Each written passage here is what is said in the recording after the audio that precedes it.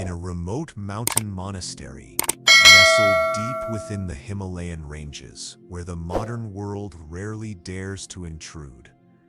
There exists a way of life that has remained untouched for centuries. Here, in the pale light of dawn, and under the thick canopy of prayer flags fluttering in the wind, monks walk in silence, barefoot, calm, and serene. Their lives seem otherworldly, minimalist, measured, peaceful. But among their many disciplined rituals, one in particular has captured the attention of neuroscientists, sleep researchers, and high-performance athletes alike. It is not what they eat, not how they pray. It is how they sleep. Sleep, a simple act, 1/3 of our lives, yet for millions, an elusive torment. In the hyper-connected world outside those stone monastery walls, sleep has become a battleground. For some, it's a nightly war against the mind. Tossing, turning, eyes wide open in the darkness, hunted by thoughts. Others resort to screens, hoping to numb their restlessness, or pop melatonin pills like candy.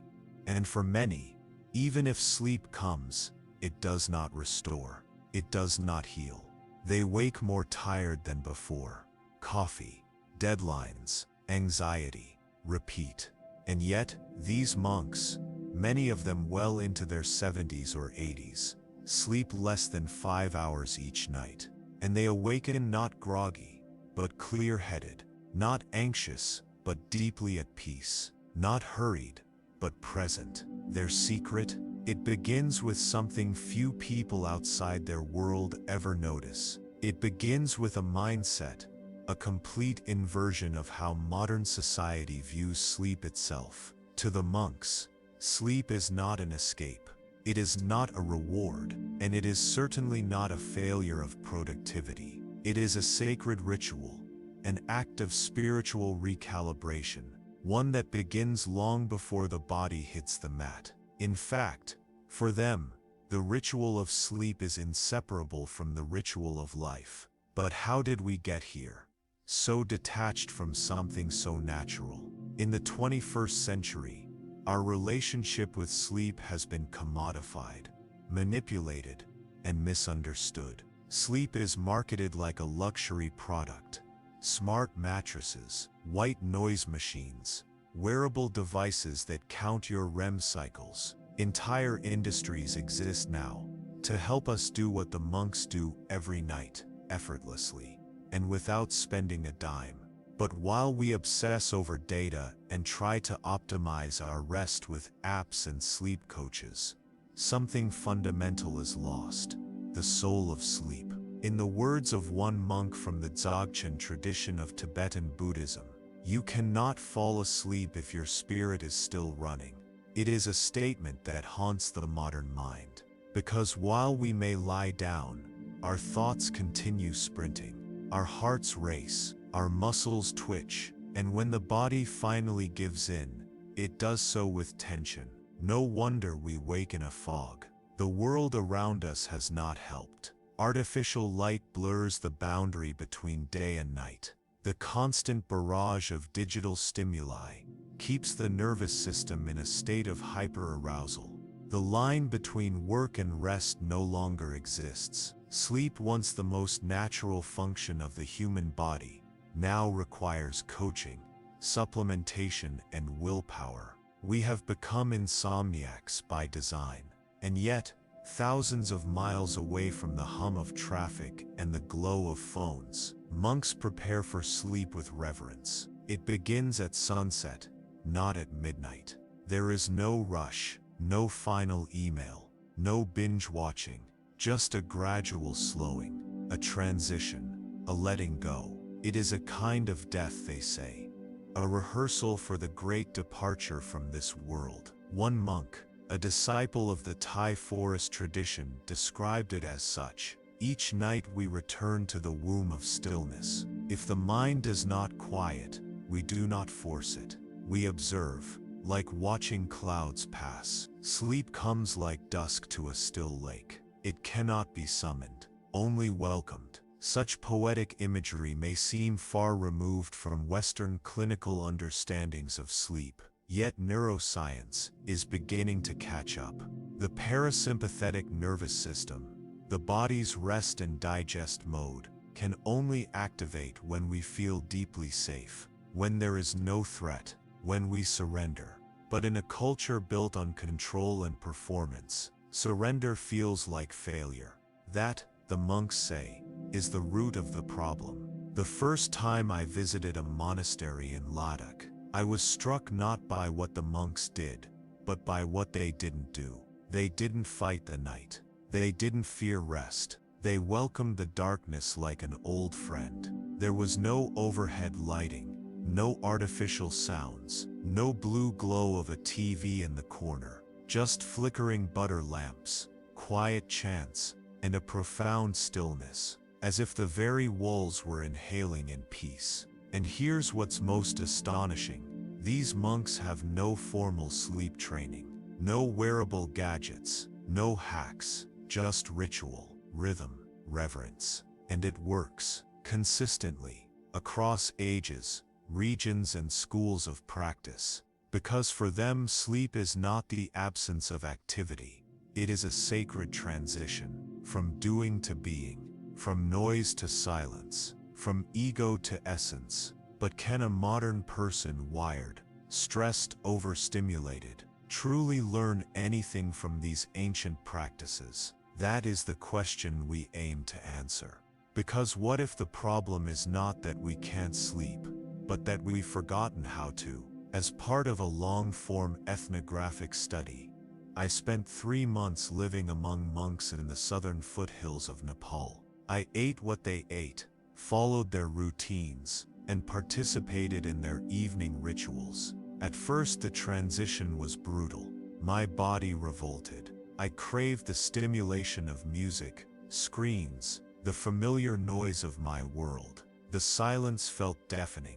My mind raced endlessly in the early nights. Sleep came only in fragments. But then slowly, something changed. It began with the breath. Monks spend hours a day in breath awareness, not just during meditation, but while walking, cleaning, eating.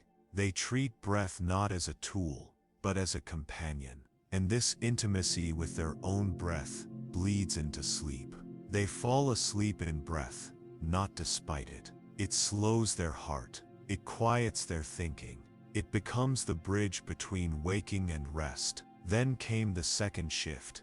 Gratitude. In modern life, the day ends with unfinished tasks, guilt, stress. Our final thoughts before sleep are often about what we failed to do. Not so for these monks. Each night, before retiring, they reflect with gratitude, not in some grand performative way, but in silence. Sometimes with hands together, sometimes alone. They offer thanks for the body, for the breath, for another day of awareness. It's subtle, but over time, this nightly gratitude unwinds the nervous system. It soothes the harsh inner critic. It prepares the mind to rest. And finally, there is the posture. One would assume monks sleep in austere positions, sitting upright or lying on cold floors. In reality, it's more nuanced. Many sleep on firm but padded mats, no pillows. They sleep on their right side, in what's called the lion's posture, a traditional pose associated with the Buddha's final resting position. It's not just about physical comfort, it's symbolic. It reinforces the idea that sleep is not collapse, but conscious rest. All of this might sound romantic, perhaps even inaccessible. But here's the remarkable thing. These practices are not secrets. They're not reserved for the enlightened. They are teachable, adaptable, and profoundly effective. Yet almost no one in the West has tried them in earnest. Why? Because we don't think of sleep as a spiritual act. We think of it as downtime, as off mode, as a passive state, something we fall into, crash into, pass out into. The monks would say this is the mistake. Sleep is not passive, it is active restoration. And like all restoration, it begins with intention. One evening I asked an elder monk named Tenzin if he ever had trouble falling asleep. He smiled and said, "Not anymore. I used to when I was younger and more attached. But now I sleep the way rain falls, naturally, without effort." I asked him what changed. He replied simply, "I stopped trying to sleep. I started practicing sleep." Those words stayed with me. Practicing sleep. What if sleep is not something we get, but something we practice, like meditation, like art, like love? In the West, we've built entire medical systems around sleep disorders. We classify insomnia, diagnose sleep apnea, and design drugs to override the body's rhythm. But in the monastery, no one is diagnosed. They simply observe, they listen, they align their lives, gently but intentionally, with the rhythm of the sun, the breath, and the heart. And slowly, sleep returns. If all of this seems too esoteric, consider this. Modern research now confirms what monks have known for millennia.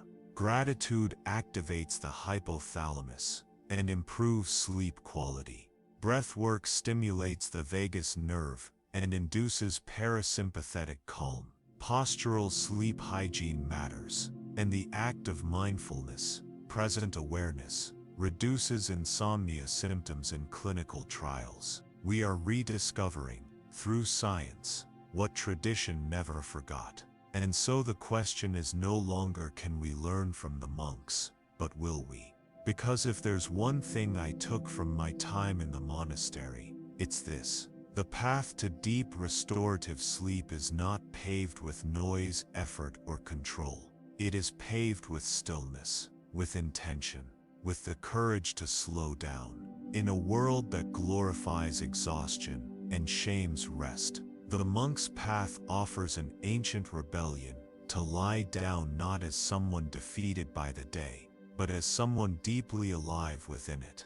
To sleep not because we must, but because we may. And perhaps in that choice begins the first step toward healing. Not only our sleep, but our very way of being. In cities that never sleep, artificial lights cast long shadows on weary faces. People wander through insomnia as if it were a natural part of the human condition. Late night scrolling, glowing screens, midnight snacks, and stress-induced rituals have replaced what once was sacred. Somewhere along the line, we stopped honoring the night.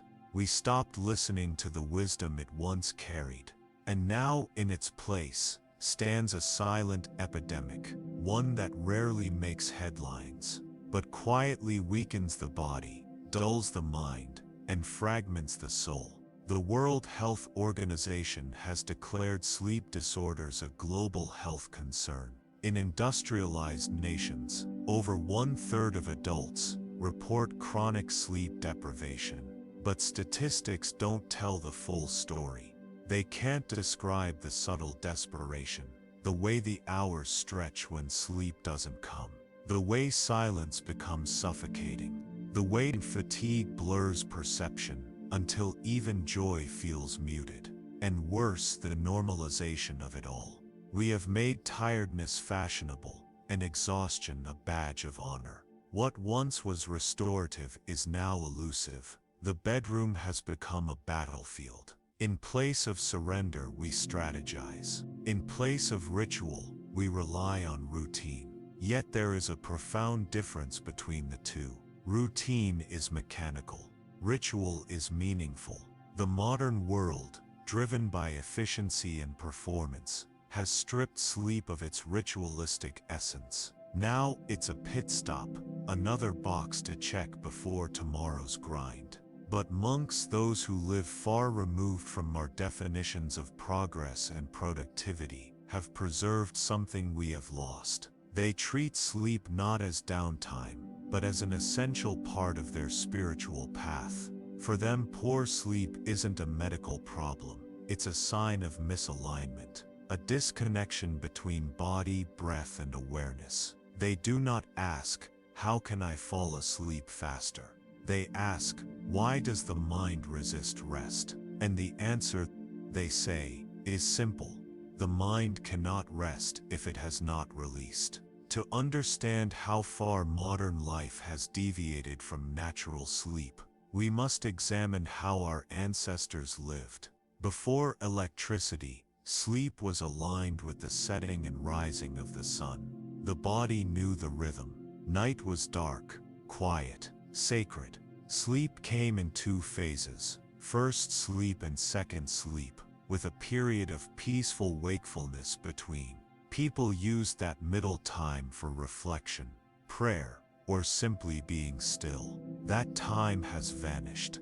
Now sleep is a single block of desperate unconsciousness, often pursued under pressure. We must sleep because we have to wake, and we must wake because we have to perform. This transactional view has damaged not only our rest, but our relationship to our own biology. Cortisol, the body's stress hormone, is supposed to be lowest at night. But in the age of constant alertness, many people carry high cortisol into the early morning hours. The sympathetic nervous system, the one responsible for fight or flight, stays active even in bed.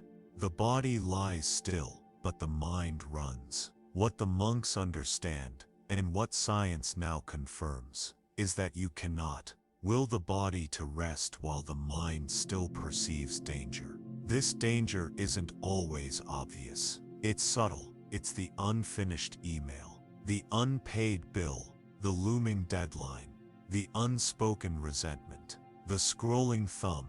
It's noise without sound, a constant hum of unease. In monastic life, this noise is systematically reduced, not by accident, but by design.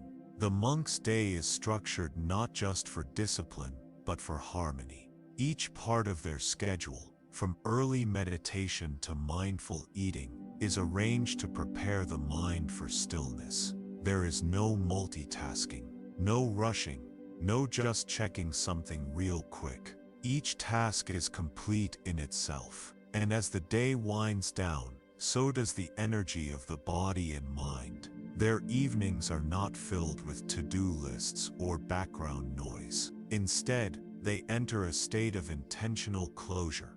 There is chanting, there is stillness, and there is gratitude. These elements are not decorative. They are functional. They work like bridges, moving consciousness from outward activity toward inward calm. By contrast, the modern evening is chaotic. Devices emit blue light that tricks the brain into thinking it's still daytime. Entertainment is designed for stimulation, not resolution. Meals are heavy late and eaten without awareness. We enter bed not with closure, but with residue. Residue from conflict, from content, from caffeine, from the day's demands. And so the sleep we get is shallow, restless, non-repairing. What monks have preserved is the understanding that how we approach sleep is more important than how long we sleep. They do not count hours, they cultivate readiness. And readiness in their world means peace, not the absence of noise, but the absence of resistance. This readiness begins early in the day. By living in rhythm with natural light, their circadian rhythm remains stable. Morning exposure to sunlight, minimal artificial lighting after sunset, and predictable meal times keep the body aligned with the Earth's cycles. There's no attempt to fix sleep at night. The work begins at dawn. But the most powerful element, often overlooked, is the absence of inner conflict. In interviews with monks across various traditions, from Theravada in Thailand to Zen in Japan, there is a common thread: peace of mind. It's not that they don't have thoughts. They do, but they don't identify with them. Their practice throughout the day prepares them to observe the mind without being trapped by it. And this, they say, is the real preparation for sleep. Because sleep is not the end of activity, it is the surrender of control. In the monastery, there is no obsession with sleep quality, no fixation on perfect rest. In fact, some monks sleep on thin mats or hard floors, and yet they awake refreshed. Why? Because they are not resisting the process. They are present with it. A soft body does not rest well if the mind is clenched. A calm mind, even in a modest bed, finds peace. Western culture tends to frame sleep problems as isolated. We look for causes: stress, diet, hormones. But monks view poor sleep as a symptom, a sign of a deeper imbalance. The body knows how to sleep. It forgets when we forget how to live in harmony. When the breath is shallow, the thoughts loud, and the heart burdened, sleep becomes difficult. The monk's lifestyle gently unravels these knots: breath awareness, ethical living, gratitude, community. All of these contribute to a nervous system that feels safe. And when the nervous system feels safe, the body allows sleep. In many monastic traditions, the final words spoken each night are words of surrender. May I rest as the earth rests. May I sleep with an open heart. These phrases are not affirmations. They are permissions. They are reminders that we do not command sleep. We invite it. Imagine how different our lives would be if we approached the night, not as something to conquer, but as something to enter with reverence. Imagine if children were taught not just bedtime routines, but bedtime rituals. If adults were allowed to unwind without guilt. If rest was celebrated, not shamed. The monk's way is not about minimalism for its own sake. It's about making space for rest to arise naturally. And that space, once created, does not require effort, only presence. We often hear about clean sleep in wellness circles. No screens, dark rooms, cool temperatures. These are helpful, yes, but monks practice something deeper: clean consciousness, a mind that does not cling, a heart that does not race, a breath that flows freely. That is the true bed of rest. In one monastery I visited in Bhutan, I asked a young novice how he slept. His answer was simple. I sleep like a bowl of still water, he said. When the surface is calm, the moon reflects clearly. It's a metaphor that captures the essence of everything these monks embody. Sleep is not an achievement. It is a reflection of our state. When the waters of the mind are stirred, rest cannot appear. But when we live in alignment, ethically, emotionally, physically, the stillness invites sleep, like a mirror calling the moon. So perhaps the monk's message is not merely one of technique. It is a call to return, to reimagine sleep not as a mechanical task, but as a sacred act, not something to maximize, but something to honor, a time not for consumption, but for integration. As we continue this exploration, we'll begin to see how their nightly rituals are more than habits. They are maps, quiet, ancient maps, for returning home to the body, the breath and the heart. Maps that do not promise control, but offer something far more powerful: trust. Because sleep is not a problem to solve. It is a relationship to mend. And the monks, in their quiet, disciplined way, have been holding the answer all along. If you walk into a pharmacy in any major city today, you'll find an entire aisle dedicated to sleep. Shelves lined with melatonin gummies, magnesium capsules, sleep teas, essential oils, blackout eye masks, sound machines, and over-the-counter sedatives. It's a silent admission: we're desperate. Sleep has become a crisis so common that we now medicate it like a disease. But what if the reason so many of these modern remedies fail is because they treat the symptom not the cause. For most people, the problem isn't that they don't want to sleep. It's that they don't know how to stop being awake. The cultural noise is constant. The demands of modern life never pause. Even in the hours meant for winding down, we are still on, mentally scrolling, responding, worrying, strategizing. It's no wonder that pills and potions offer only temporary relief. They may shut off the body, but they do not quiet the mind. They may sedate, but they do not soothe. The monks again see it differently.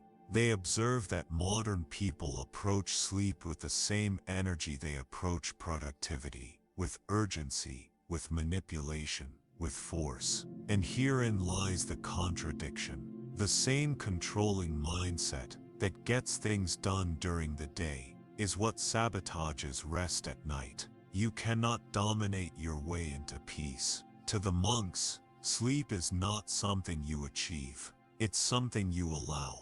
A flower doesn't bloom faster if you pull at its petals. Water doesn't boil by shouting at it. And the mind does not settle through tension. Yet that is how we treat it. We try to coax sleep with external solutions, when the true unrest is internal. One monk I met in Myanmar told me, "The world tries to sleep like it tries to win, by effort. But the body sleeps by softness, not by struggle." This speaks to a profound misunderstanding in our culture. We believe that more tools, more products, more interventions will solve our sleeplessness. But monks don't rely on products. They rely on presence. Take, for example, the practice of evening silence. In many monasteries, silence begins not when the lights go out, but well before, during the final meal, the final steps of the day, the last moment under the fading sun. Silence isn't just the absence of sound, it's the absence of friction. It gives space for thoughts to slow. It is the opposite of distraction. Compare that to our modern rituals. The television hums, the phone buzzes, notifications flash like miniature alarm bells. Even music, often used to relax, is full of emotional triggers, memories, lyrics, longing. Our wind-down routines are often just slower versions of stimulation. The monks teach that sleep cannot bloom in such soil. The mind, overstimulated, does not suddenly quiet just because the lights are off. It needs an invitation, a runway, and that invitation begins with the decision to disengage from narrative, from expectation, from stimulation. This disengagement is not passive, it's intentional. Monks don't merely wait for sleep. They prepare for it the way someone might prepare a sacred meal or welcome a beloved guest. It begins with posture, with breath, with stillness. They sit, they settle, they breathe, they chant, sometimes in a whisper, sometimes in silence. Each movement is deliberate, nothing is rushed. And here's where the paradox begins. By slowing down completely, they arrive at rest more swiftly. It is in many ways the opposite of how we approach sleep. We rush through the day, crash at night, and hope that exhaustion will do the rest. But exhaustion is not the same as readiness. The body can be tired, while the mind is still alert. And if the mind is alert, it will resist the vulnerability that sleep requires. Vulnerability. That is a word not often associated with sleep, but one that monks understand deeply. Sleep requires trust. The body cannot surrender. If it still feels, it must be on guard.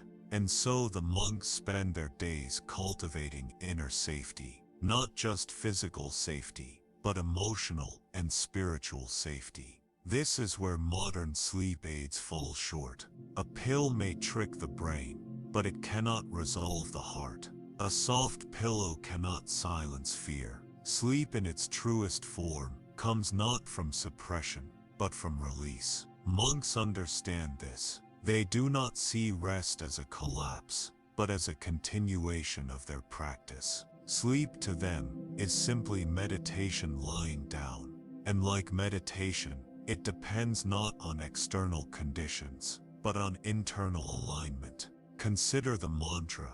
In many traditions, monks repeat sacred sounds, quietly, rhythmically, with each breath, not because the sounds are magical, but because they create rhythm, focus, a bridge between waking and dreaming.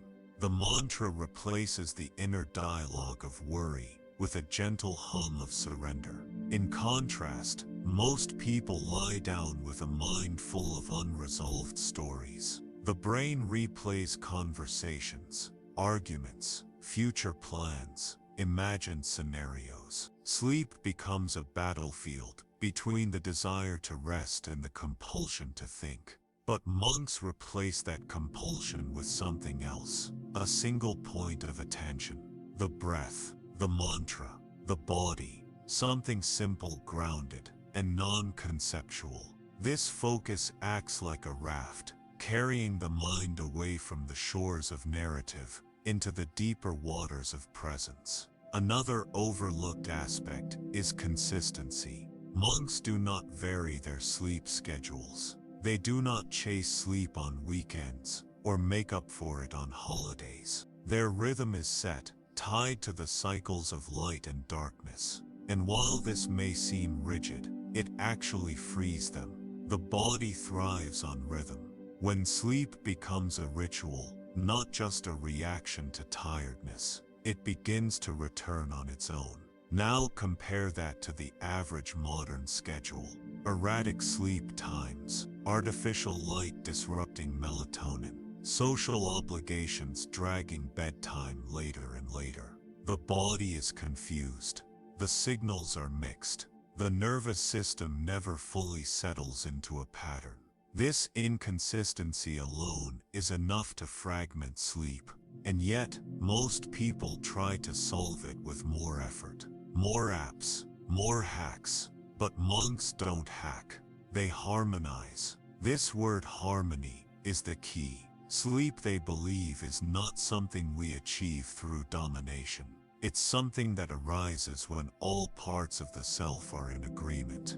Body, breath, mind, when they are not fighting each other, when they are not in conflict. In many ways, the monk's approach is not mystical at all. It's profoundly logical. It's biology, supported by intention. It's nervous system regulation through breath. It's cognitive reprogramming through mantra. It's emotional healing through gratitude. And it's consistency through discipline.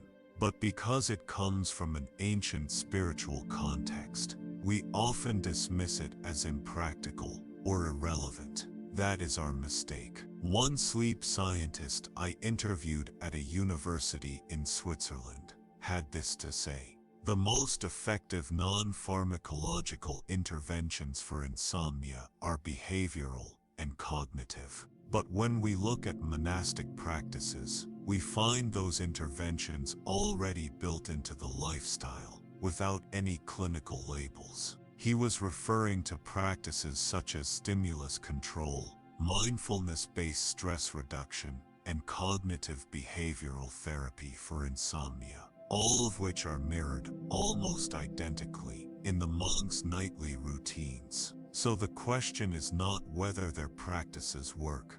The question is, are we willing to adopt a different mindset? Because that's what this really is, a mindset, a philosophy, a worldview in which sleep is not a casualty of modern life, but a sacred return, in which the night is not a void to be filled, but a space to be honored. And while not everyone can live like a monk, everyone can learn from one. You can start with silence. Even 10 minutes before bed, free from devices, can begin to shift the nervous system. You can replace your scrolling with a few conscious breaths. You can release the day with gratitude rather than regret. You can let go of the myth that sleep is something to conquer. Because sleep is not a conquest, It is a reunion with the part of yourself that still remembers how to rest. The monks know this. They never forgot. And now, in a time of collective exhaustion, perhaps their example offers not just insight, but hope. Long before sleep arrives, something else must leave. Thought, or more precisely, identification with thought. Modern minds are rarely silent. Even in moments of quiet, the inner voice continues, narrating, questioning, replaying. And at night, when the world dims and the distractions fall away, this voice grows louder. It loops conversations, rehearses anxieties, ruminates on regret. We lie still, but inside we are sprinting. This internal momentum, this inability to let go, is the very thing the monks have learned to dissolve. They call it stilling the monkey mind, but it's more than just calming thoughts. It's changing our relationship to them entirely. At the heart of monastic sleep practice lies a concept known as the silent mind, not an empty mind, and not a suppressed one, but a mind that no longer clings. A mind that watches instead of reacts, observes instead of interferes. The silent mind is not absent of thought, it is absent of attachment to thought. And this distinction, though subtle, changes everything. For the monks, achieving the silent mind is not about suppressing mental activity. That, they say, only creates more tension. Instead, it's about stepping back, becoming the witness, observing thought, the way one might watch clouds drift across the sky. Impermanent, weightless, beyond control. In this state of observation, thinking loses its grip, and in that spaciousness, sleep arises naturally. Contrast this with our usual approach. We fight thoughts. We tell ourselves to stop thinking. We try to force the mind into quiet. But fighting thought is still thinking. Resistance creates friction, and friction awakens the body. A monk once told me, "Your thoughts are not the problem.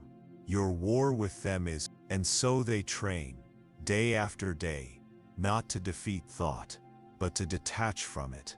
This training begins, not at night, but in the earliest hours of the morning, during meditation, during chanting, even during chores. They practice remaining the observer, not the participant. This detachment builds a kind of mental muscle memory, so when night falls, and the voice of thought begins its familiar performance, they don't get pulled into the drama. They recognize it, they smile at it, and they let it pass. It's worth noting that this is not about becoming emotionless. Monks feel, they remember, they anticipate, but they've cultivated a spaciousness around those feelings. They no longer mistake thought for identity. And this is key, because the more we believe our thoughts define us, the more we feel obligated to follow them, to solve them, to act on them. But monks teach that the mind is like the wind. It moves, it swirls. It doesn't need your permission, but it also doesn't need your obedience. Learning to rest with a noisy mind without reacting to it. This is a cornerstone of their sleep ritual. It sounds deceptively simple. In practice, it requires profound discipline. And yet this discipline doesn't look harsh. There are no rigid rules or punishments. Instead, it looks like compassion, patience, curiosity. When a thought arises, did I do enough today? Or what if tomorrow goes wrong? The monk doesn't suppress it. He notices it, labels it, breathes, and watches it go. Labeling is a technique long used in both Buddhist and psychological circles. It means gently naming what is present: worry, planning, regret.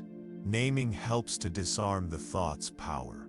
It creates a gap between stimulus and response. And in that gap, peace can grow. Modern cognitive behavioral therapies use similar strategies: cognitive diffusion, mindfulness, acceptance-based techniques. But in the monastery, these are not clinical tools. They are lived habits, honed through thousands of hours of presence, and they become automatic. So as the monk lies down at night, his mind may still produce thoughts, but he is no longer caught in them. They are scenery, not self; sound, not story. To support this mental spaciousness, monks use environmental cues. The room is dark, quiet, simple. There is nothing to do or engage. The very architecture invites stillness. The bed is not soft in the indulgent sense, but it is clean, grounded, modest. The blanket is functional, not decorative. Nothing in the space invites stimulation. This too reflects the silent mind. Outer simplicity encourages inner quiet. Monks also pay close attention to breath, not to manipulate it, but to notice it. They breathe as they fall asleep, not deeply or strategically, but naturally, with awareness. Following each inhale as it rises, each exhale as it falls, the breath becomes the anchor, the thread that ties consciousness to the present. And with each breath, the thinking mind loosens its grip. If a thought pulls attention away, the monk returns gently, without judgment. It is the same technique used in seated meditation, now applied in bed. Over time, this practice becomes second nature. The body associates breath awareness with safety, with letting go, with sleep. What the monks understand, and what most of us forget, is that the mind doesn't need to be empty to sleep. It only needs to be unburdened. This is why so many people lie awake even after a long day. It's not the quantity of thought, it's the weight, unprocessed emotion, guilt, fear, anticipation. These are the true barriers to rest. To help lighten this weight, monks reflect before sleep, not in a dramatic or confessional way, but with gentle self-inquiry. Was I kind today? Where did I act from fear? What did I learn? These reflections are not about judgment, they're about release, bringing awareness to the day, so the mind doesn't cling to it through the night. And then they let go. This letting go is not a single act. It's a process, a soft descent, not a fall into unconsciousness, but a surrender into being. The monk does not sleep out of exhaustion, but out of readiness. The mind is not coerced into silence. It is invited into stillness. The silent mind, then, is not a technique. It is a result, a fruit of 1,000 small practices. And once you've tasted it, you begin to see why no external tool can replicate it. This doesn't mean you must become a monk to find peace at night. But it does suggest that real sleep hygiene starts in the mind, not on the mattress. That sleep is more than a habit. It is a reflection of how we relate to our inner world. Can you lie down with yourself and feel safe? Can you close your eyes and not run from what's inside? Can you be still, even when the mind is not? These are the questions the monks have answered, not with theory, but with practice. And their answer is simple: yes, but only if you stop fighting. If you stop trying to master sleep, and start listening to what your restlessness is really saying. If you stop blaming your body for being tired, and start honoring it for surviving so much. If you stop demanding silence, and instead learn how to rest even when there is noise. In one monastery in Laos, I met a monk named Sarun. He was 84 years old. His posture was curved with age, but his presence was luminous. I asked him, "Do you ever have trouble sleeping?" He laughed softly and replied, "Only when I forget who I am." I didn't understand at first, but he explained, "When I believe the voice in my head, When I become the voice, I stay awake. But when I remember I am the listener, not the speaker, I sleep like a child. That image stayed with me. The listener, not the speaker. We don't need to silence the mind to sleep. We need only to remember that we are not the mind. And in that remembering, in that gentle shift from identification to observation, the doors to rest begin to open, not forced, not barged through, but open quietly, like a temple at night, awaiting no one and welcoming all. Something curious happens when you spend enough time around monks. You begin to see that their power doesn't come from what they have, but from what they've let go. In the West, we often associate mastery with accumulation, more tools, more knowledge, more optimization. But the monks invert that formula. Their mastery of sleep, of silence, of presence, does not stem from having more. It comes from needing less. And this becomes most visible when you observe the way they end their day. While most of us rush toward bedtime like we're running from something, emails, obligations, overstimulation, the monks approach nightfall like a sacred closing.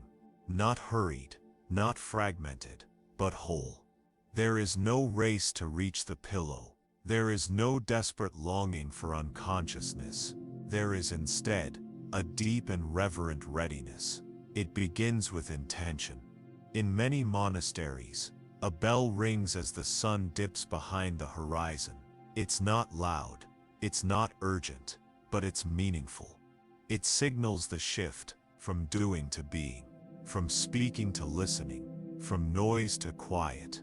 This bell isn't just marking the time, it's preparing the nervous system. It tells the body, now we return. And that return is not to sleep, but to stillness. The stillness that comes before rest. The stillness that makes rest possible. This is where modern sleep culture diverges most profoundly. We focus heavily on results. How fast we fall asleep. How long we stay asleep. How many sleep cycles we complete. But the monks are not obsessed with outcomes. They focus on the space that precedes rest, and that space is rarely examined in the modern world. What if, instead of counting hours, we counted moments of surrender? Monks describe this as the offering of the day. It's a subtle internal act, one where the heart releases the grasp it's held since morning. It's not something visible. You won't see them sigh dramatically or collapse from exhaustion. You will see presence, stillness, eyes that close not from fatigue, but from fulfillment. This offering begins by acknowledging the day without judgment, noticing what was done, noticing what remains undone, and letting both be. No shame, no replay, no internal courtroom, just awareness. And from that awareness, a deep exhale.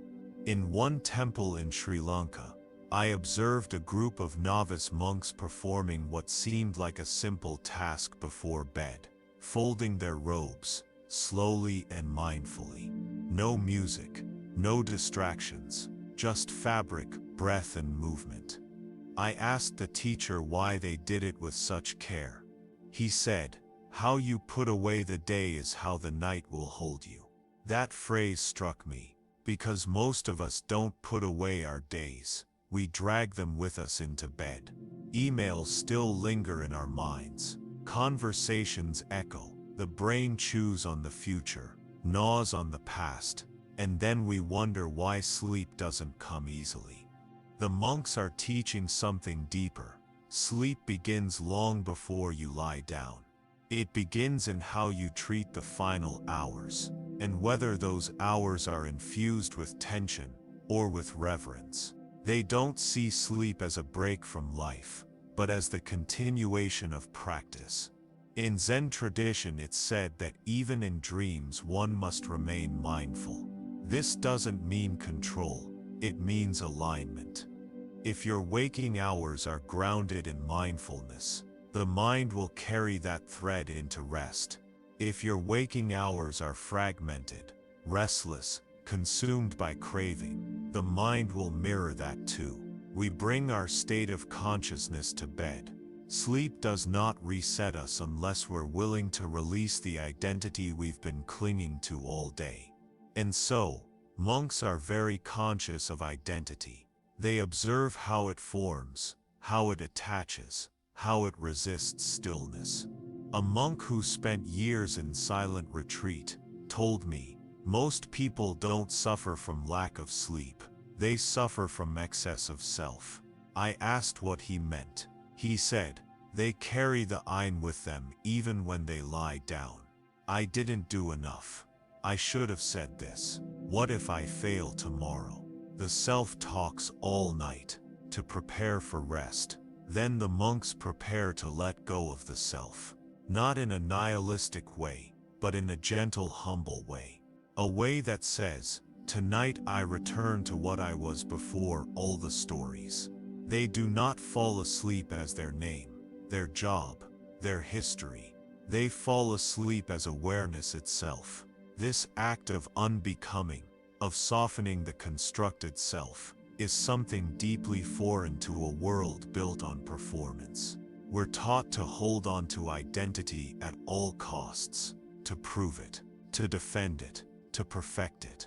But sleep demands the opposite. Sleep demands vulnerability, receptivity, trust.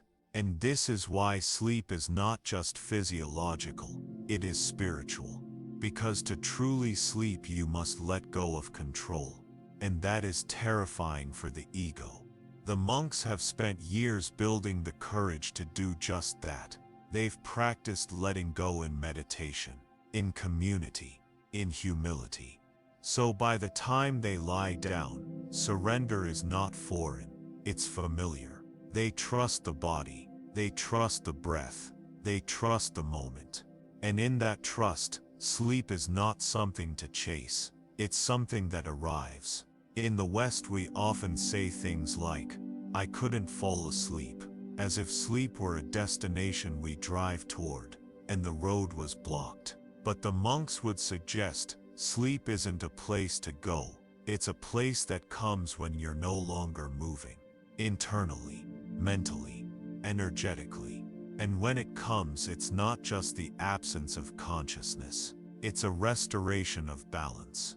Not just physically, but emotionally, spiritually, energetically.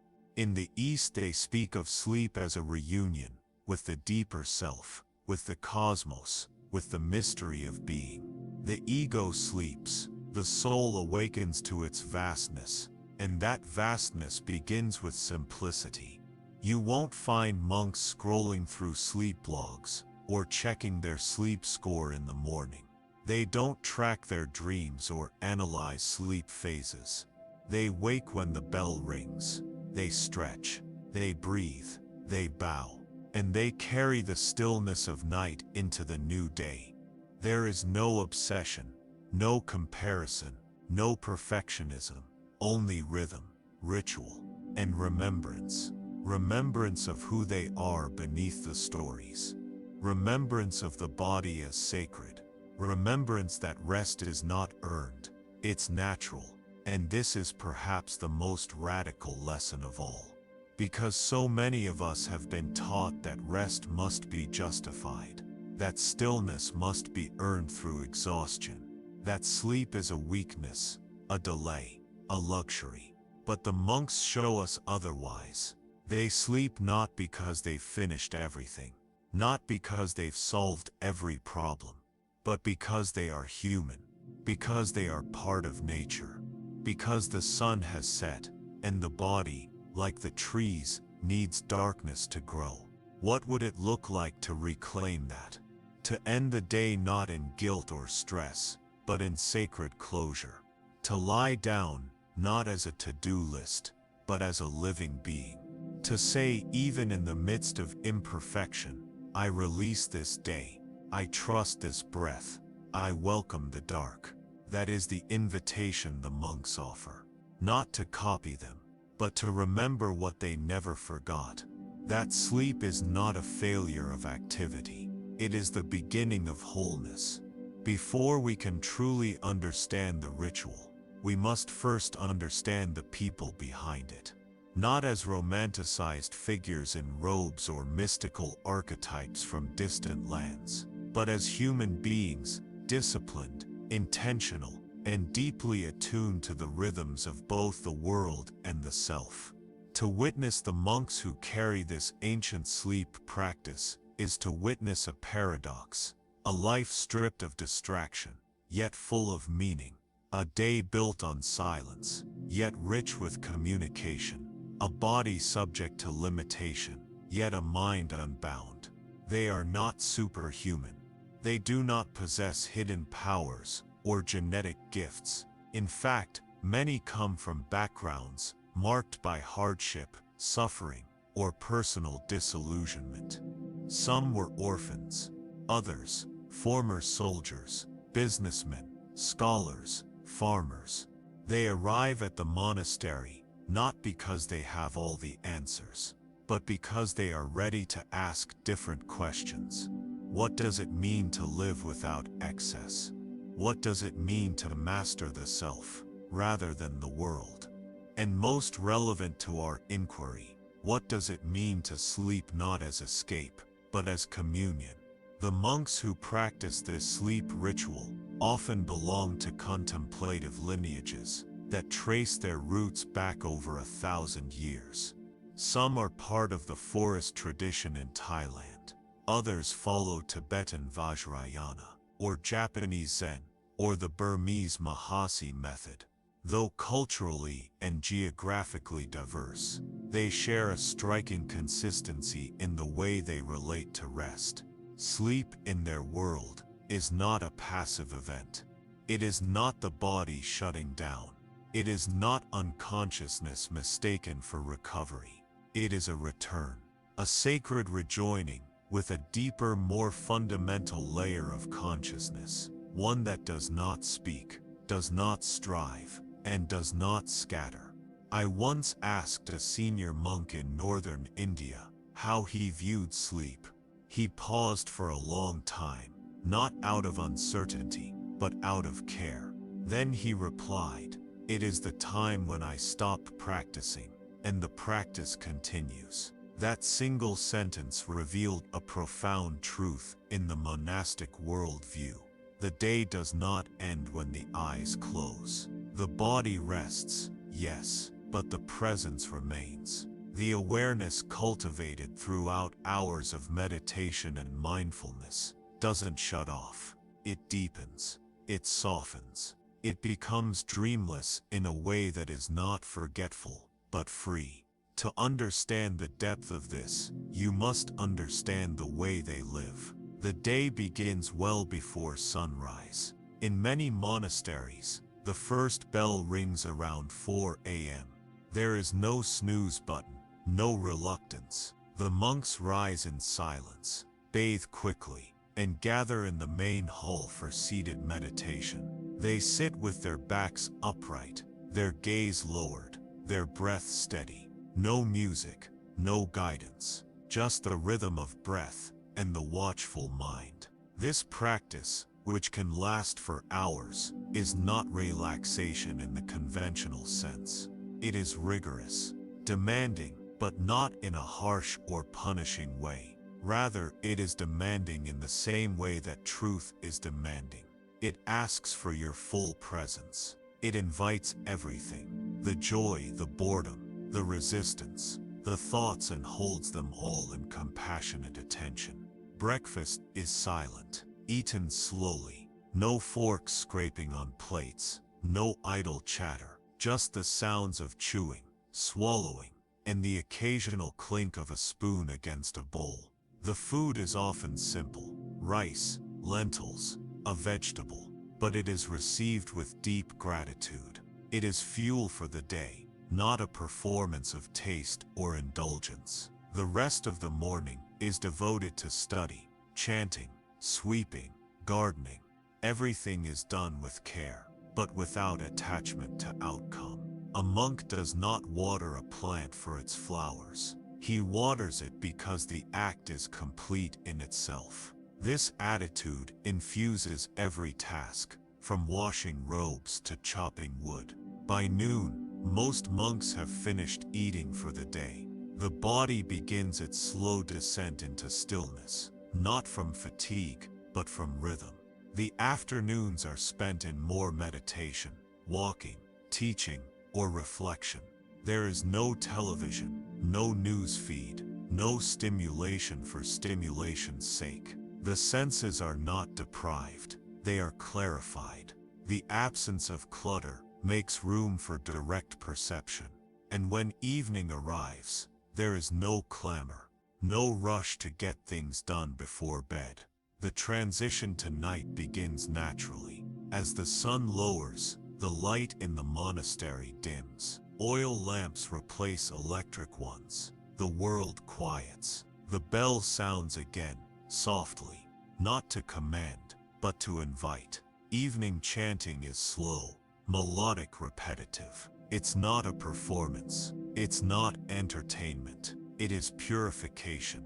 The vibrations of ancient syllables calm the mind, relax the body, and open the heart. It is not uncommon for monks to enter a light meditative state, simply from the cadence of sound. And then after walking meditation, or one final sit, they return to their quarters. Simple rooms, no posters, no clutter, just a mat, a blanket, and sometimes a small altar. No phones, no schedules, no stimulation. They lie down in the lion's posture, right side, one hand under the head, the other along the thigh, and gently close their eyes. It is in this moment that their true sleep ritual begins, not with the breath, not with a mantra, but with a remembering. I am not the mind, I am not the body, I am the witness. This act of remembering changes everything. It breaks the chain of thought that so often keeps people tethered to the day. It dissolves the false self that clings to identity, tasks, fear. The monk releases it all, not because he has to, but because he can. Because he has practiced letting go in every other moment. This final moment of surrender comes as a continuation, not as a crisis. He may use a simple breath technique, counting exhalations, or noting rising, falling with the abdomen. He may recall a phrase, "May all beings be free. This too shall pass, let go." But these are not used to suppress thought. They are used to anchor presence. Sleep then arrives like the tide, quiet, slow, and undeniable. It does not crash in, it rises. There is no striving, no manipulating, no fearing its absence. The monk trusts that rest will come, because he has made himself available to it. And this availability, this state of openness, is the result of a lifetime of training. Not to master sleep, but to master the conditions that make sleep natural. A monk is not exempt from the laws of biology. He is not immune to stress, but he has cultivated an inner ecology, one that makes rest possible. This is what most modern people are missing. They try to sleep in the midst of inner chaos. They try to relax while the mind races. The breath shortens, the heart clenches. They seek sleep as an escape from stress, rather than as a companion of peace. The monks reverse that. They live in peace and sleep follows. You might ask, is it realistic to live this way? In a world of alarms, traffic, deadlines, and obligations, how can any of this apply? And the answer is not to replicate the monastery, but to understand its principles. Discipline, simplicity, rhythm, presence, surrender. These are not monastic concepts. They are human ones. You don't need to live in a temple to dim the lights before bed, to end the day with gratitude instead of anxiety, to let go of control and invite stillness. You don't need to wake at 4 a.m. to meditate. but you can take 5 minutes to sit with your breath. You don't need to chant Pali scriptures, but you can repeat a calming phrase. The monks are not offering a formula. They're offering a mirror to show us that our suffering is not caused by sleep itself, but by how we live while awake. Their lives are not perfect, but they are intentional. And perhaps that is all we need to begin. To begin living in such a way that sleep is not something we pursue, but something that comes, unforced, unhurried, and whole. Because the real secret of the monk's sleep ritual is not in what they do before bed. It is in who they are before sleep even arrives. They don't consider their sleep habits as techniques. To speak with the monks is to learn that their rest isn't the product of a method, but the fruit of a worldview, a way of seeing, and more importantly, of not grasping.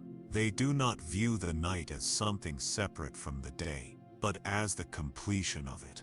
As breath completes breath, the night completes the movement of the sun. Their rest, then, is not an interruption of life. It is life, slowed to its gentlest rhythm.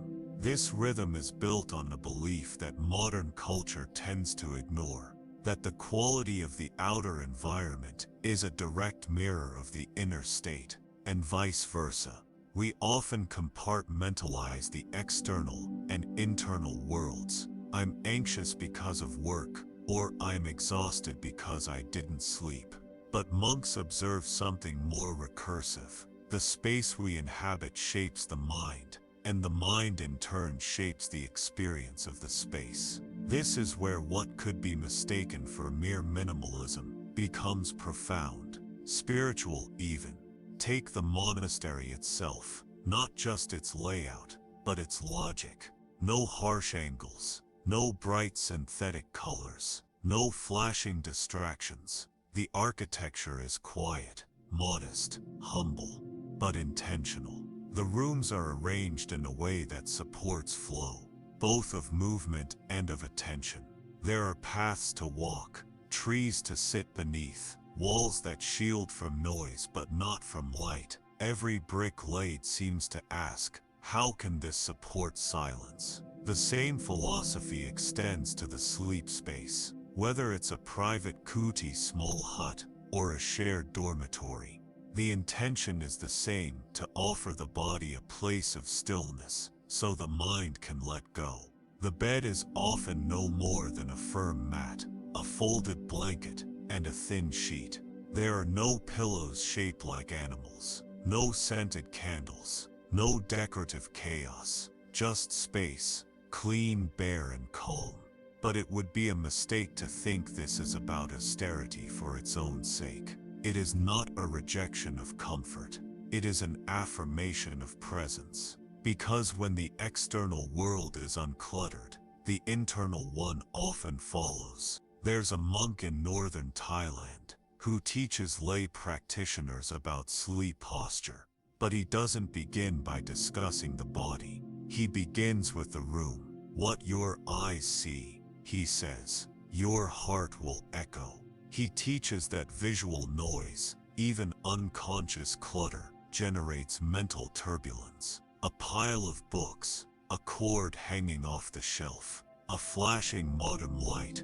These are not neutral, they are signals, and the nervous system, even when the eyes are closed, responds. Nowhere is this more evident than in the way light is treated. In monasteries, natural light is prized. Electric lighting is soft, and often used only when necessary. After sunset, rooms are lit like twilight, not with harsh white bulbs, but with golden tones, or even oil lamps. This is not an aesthetic choice, it's a nervous system intervention. Blue light, the kind emitted by phones, laptops, and most LED bulbs, delays the release of melatonin. It tells the brain it's still daytime. But more than that, it keeps the mind alert. Monks don't have to switch off from devices, because they rarely switch on in the first place. But for those of us in the modern world, The lesson is clear. The sensory input of your evening directly dictates the state of your mind before bed. And that state is what the monks tend to like a sacred fire. It must be tended, not just observed.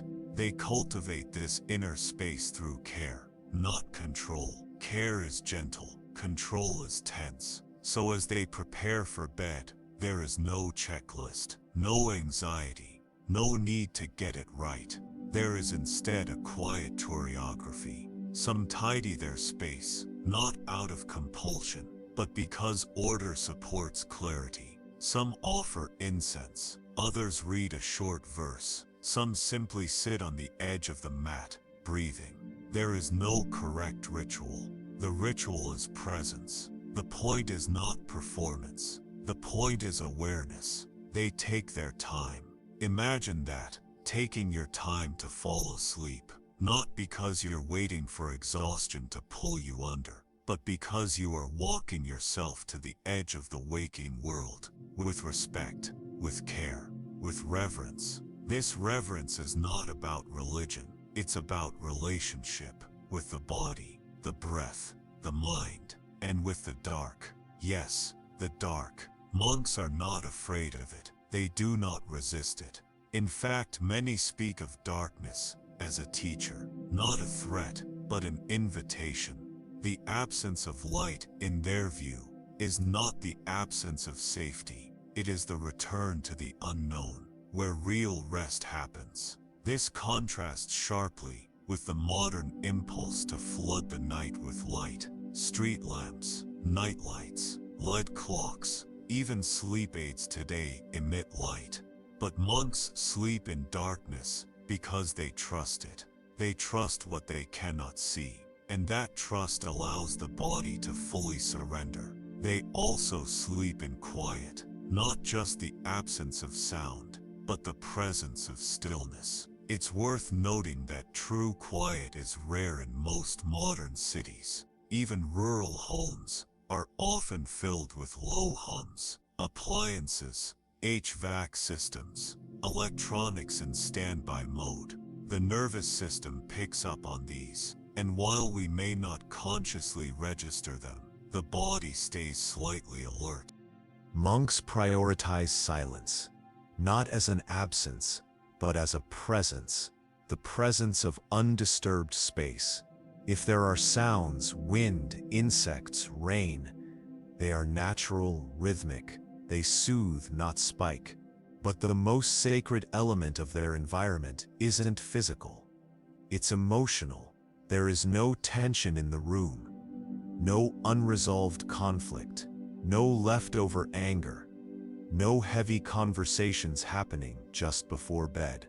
The space, emotionally, is clear, which is why monks often say, "What you bring into the room will sleep beside you." They don't allow grudges to linger. They don't end the day with bitterness. Forgiveness is not an occasional act. It's a nightly hygiene. They release what was said, what wasn't, what was missed, what was missed. They offer the day back to the world and trust that whatever was not complete will complete itself in time. This is a form of energetic clearing, not mystical, but deeply practical. Because what the nervous system carries into the night, the body will process in sleep. And when the burden is too great, sleep doesn't restore. It fragments. There is a monk in Sri Lanka who teaches young novices to sweep the heart before bed, just as they sweep the temple grounds in the morning. It's a mental image, but also a breathing exercise.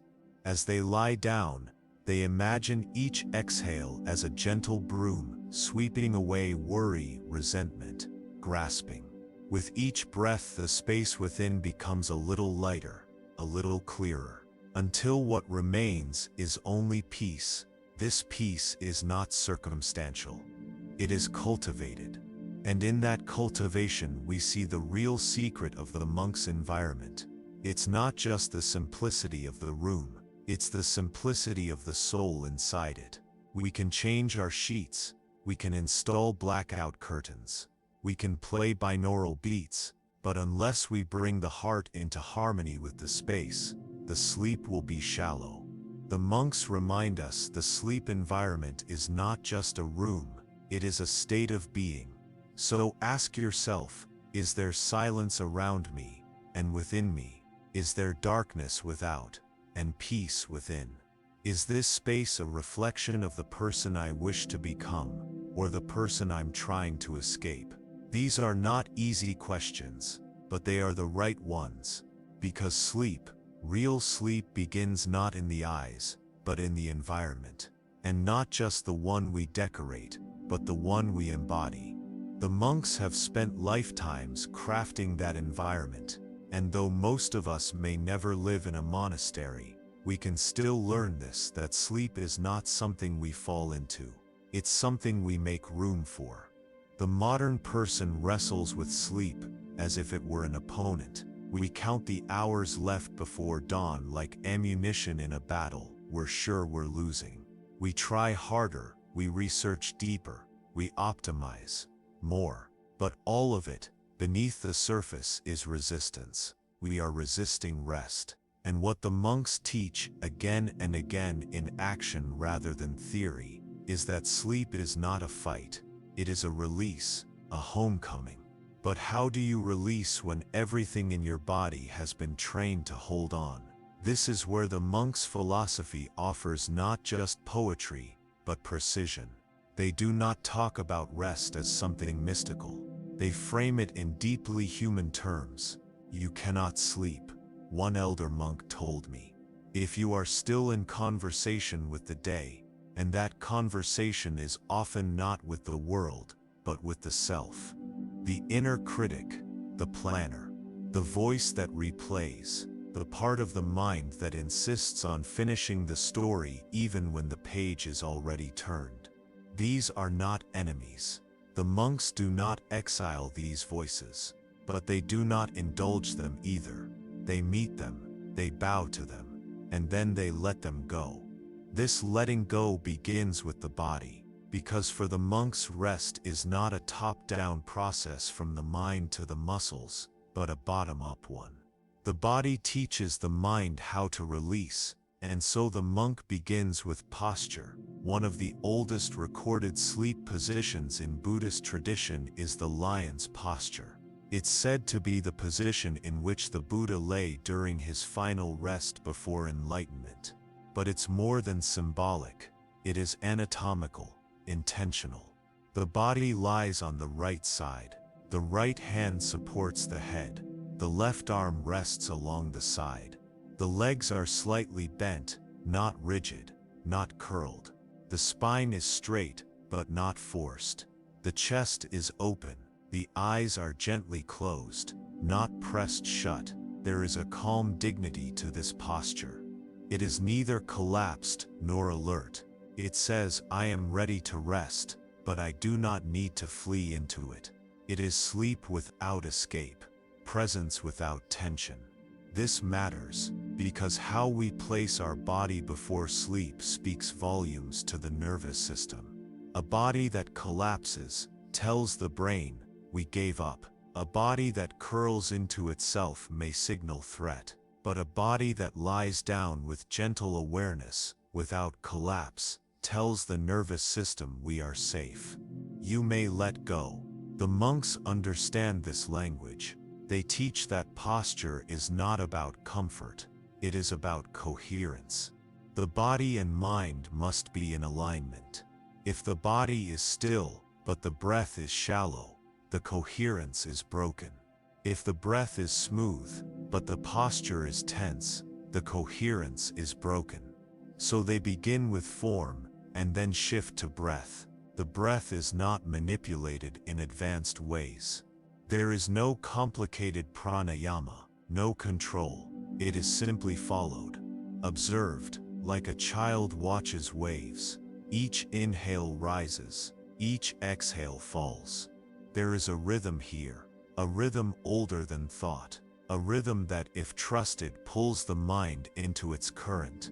As the monk breathes, the body continues to soften, jaw unclenches, shoulders loosen, the belly rises gently, The hips sink, and slowly the boundary between the body and the bed begins to blur. There is no longer a body on the mat, there is only breath in space. This state is neither asleep nor awake, it is the liminal moment, the passage. And it is here that the monk's deepest training reveals itself. Because here is where the average person reaches for distraction. The phone, the scroll, the internal drama, anything to avoid stillness. But the monk stays, he stays in that space, watching the mind like weather. Thoughts may come, something from the day, something from long ago. He sees them, he names them perhaps, memory, desire, fear. Then he returns to breath, to posture, to presence. The thought may pull again.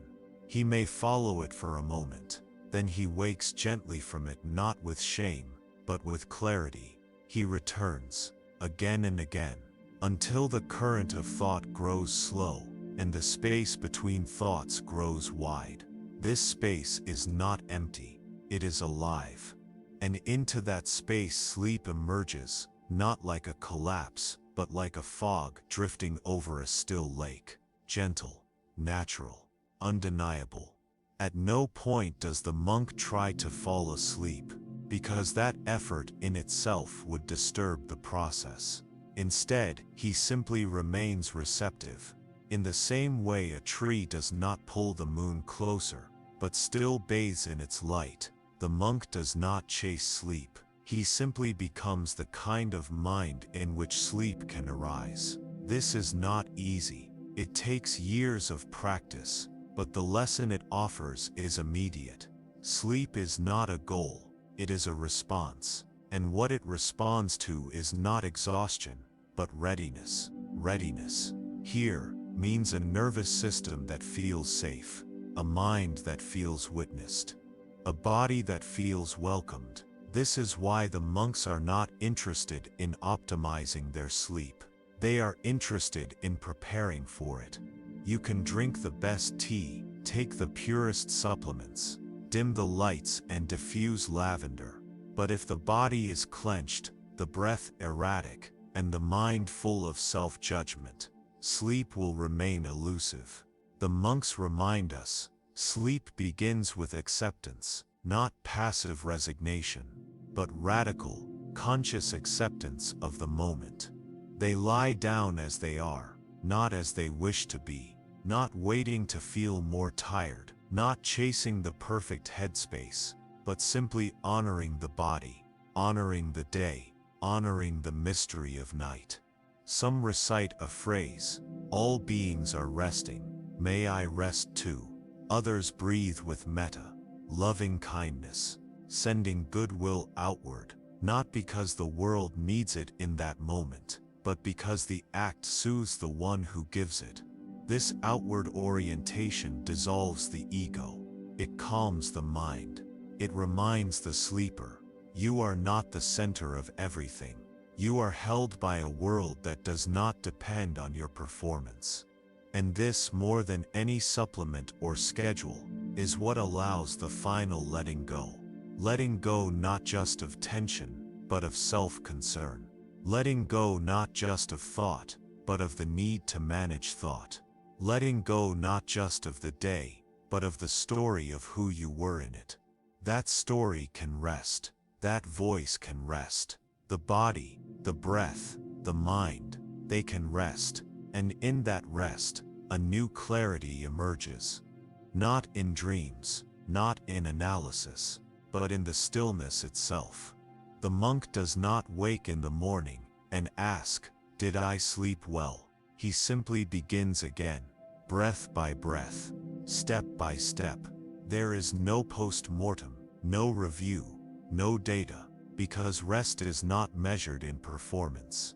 It is felt in peace, and peace cannot be forced, but it can be invited.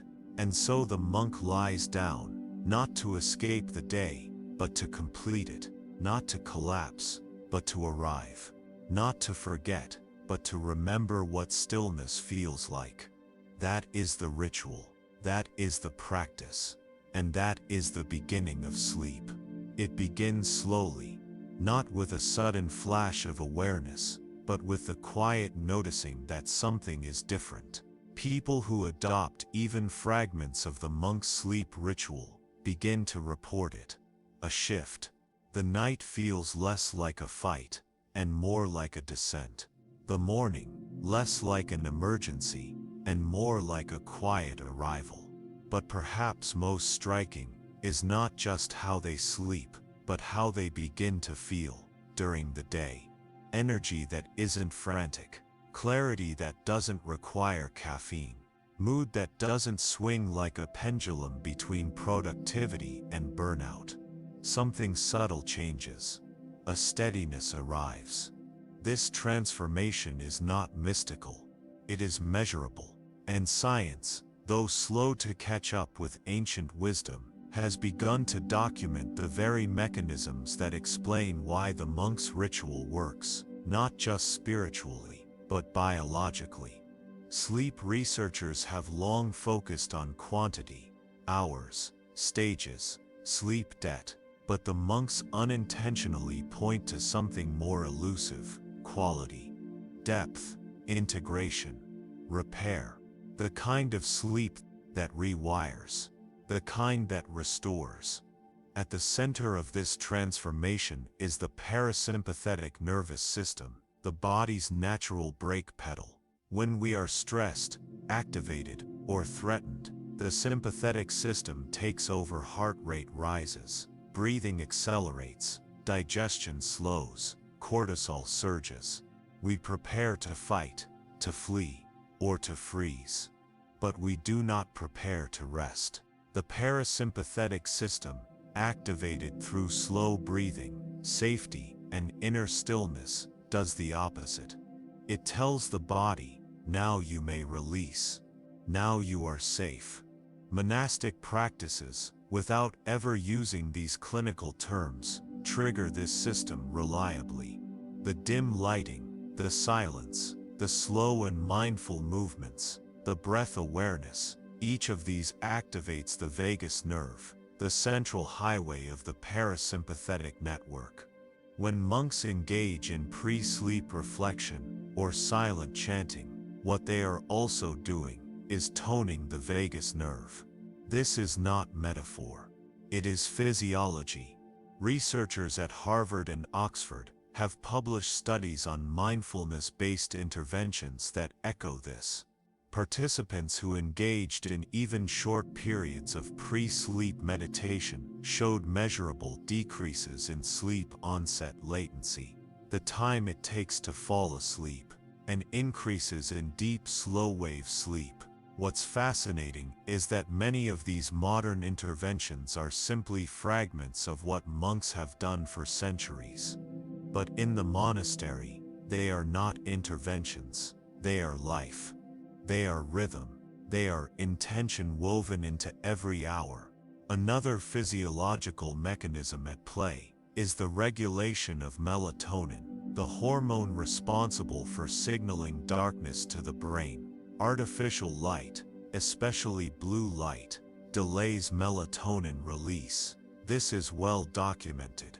But what's less discussed is how mental stimulation and unresolved emotional arousal can also delay its release. You may be in a dark room, but if the mind is bright with anxiety, the chemistry does not shift. The monks avoid both forms of interference. Their evenings are dark, not dimmed by devices, but by design. And their minds, by the time they lie down, are not echo chambers of narrative. They have processed, released, returned. This mental darkness, if we can call it that, not in the sense of ignorance, but in the sense of stillness, allows the body to believe it is safe enough to enter deep sleep. The kind of sleep where tissue repairs, memories consolidate, and the emotional brain rebalances. Which brings us to the amygdala, the seat of emotional reactivity. In individuals suffering from poor sleep, the amygdala becomes hyperactive. Small stressors become large. Emotional regulation weakens. But in monks who engage in sustained meditation, fMRI scans show a more regulated amygdala, less reactive, more integrated with the prefrontal cortex, the brain's seat of logic and restraint. This matters because sleep is not just about recovery, it's about readiness. When you wake from poor sleep, you are not simply tired. You are less capable of responding skillfully to life. But when you sleep like a monk, not in posture or setting, but in intention and nervous system balance, you wake with capacity, with grace, with choice. It also affects the immune system. Numerous studies have now shown that consistent, deep sleep strengthens immune response, reduces inflammation, and improves resilience to illness. Monks, despite often sleeping fewer hours than the average adult, show remarkable resilience. The reason researchers believe is that the sleep they do get is undisturbed, efficient, aligned with their circadian rhythm, and anchored in a body that is not flooded with stress hormones. In other words, it's not just how long you sleep, it's how free you are when you sleep. Freedom, here, is not about life circumstances. It is about the internal state.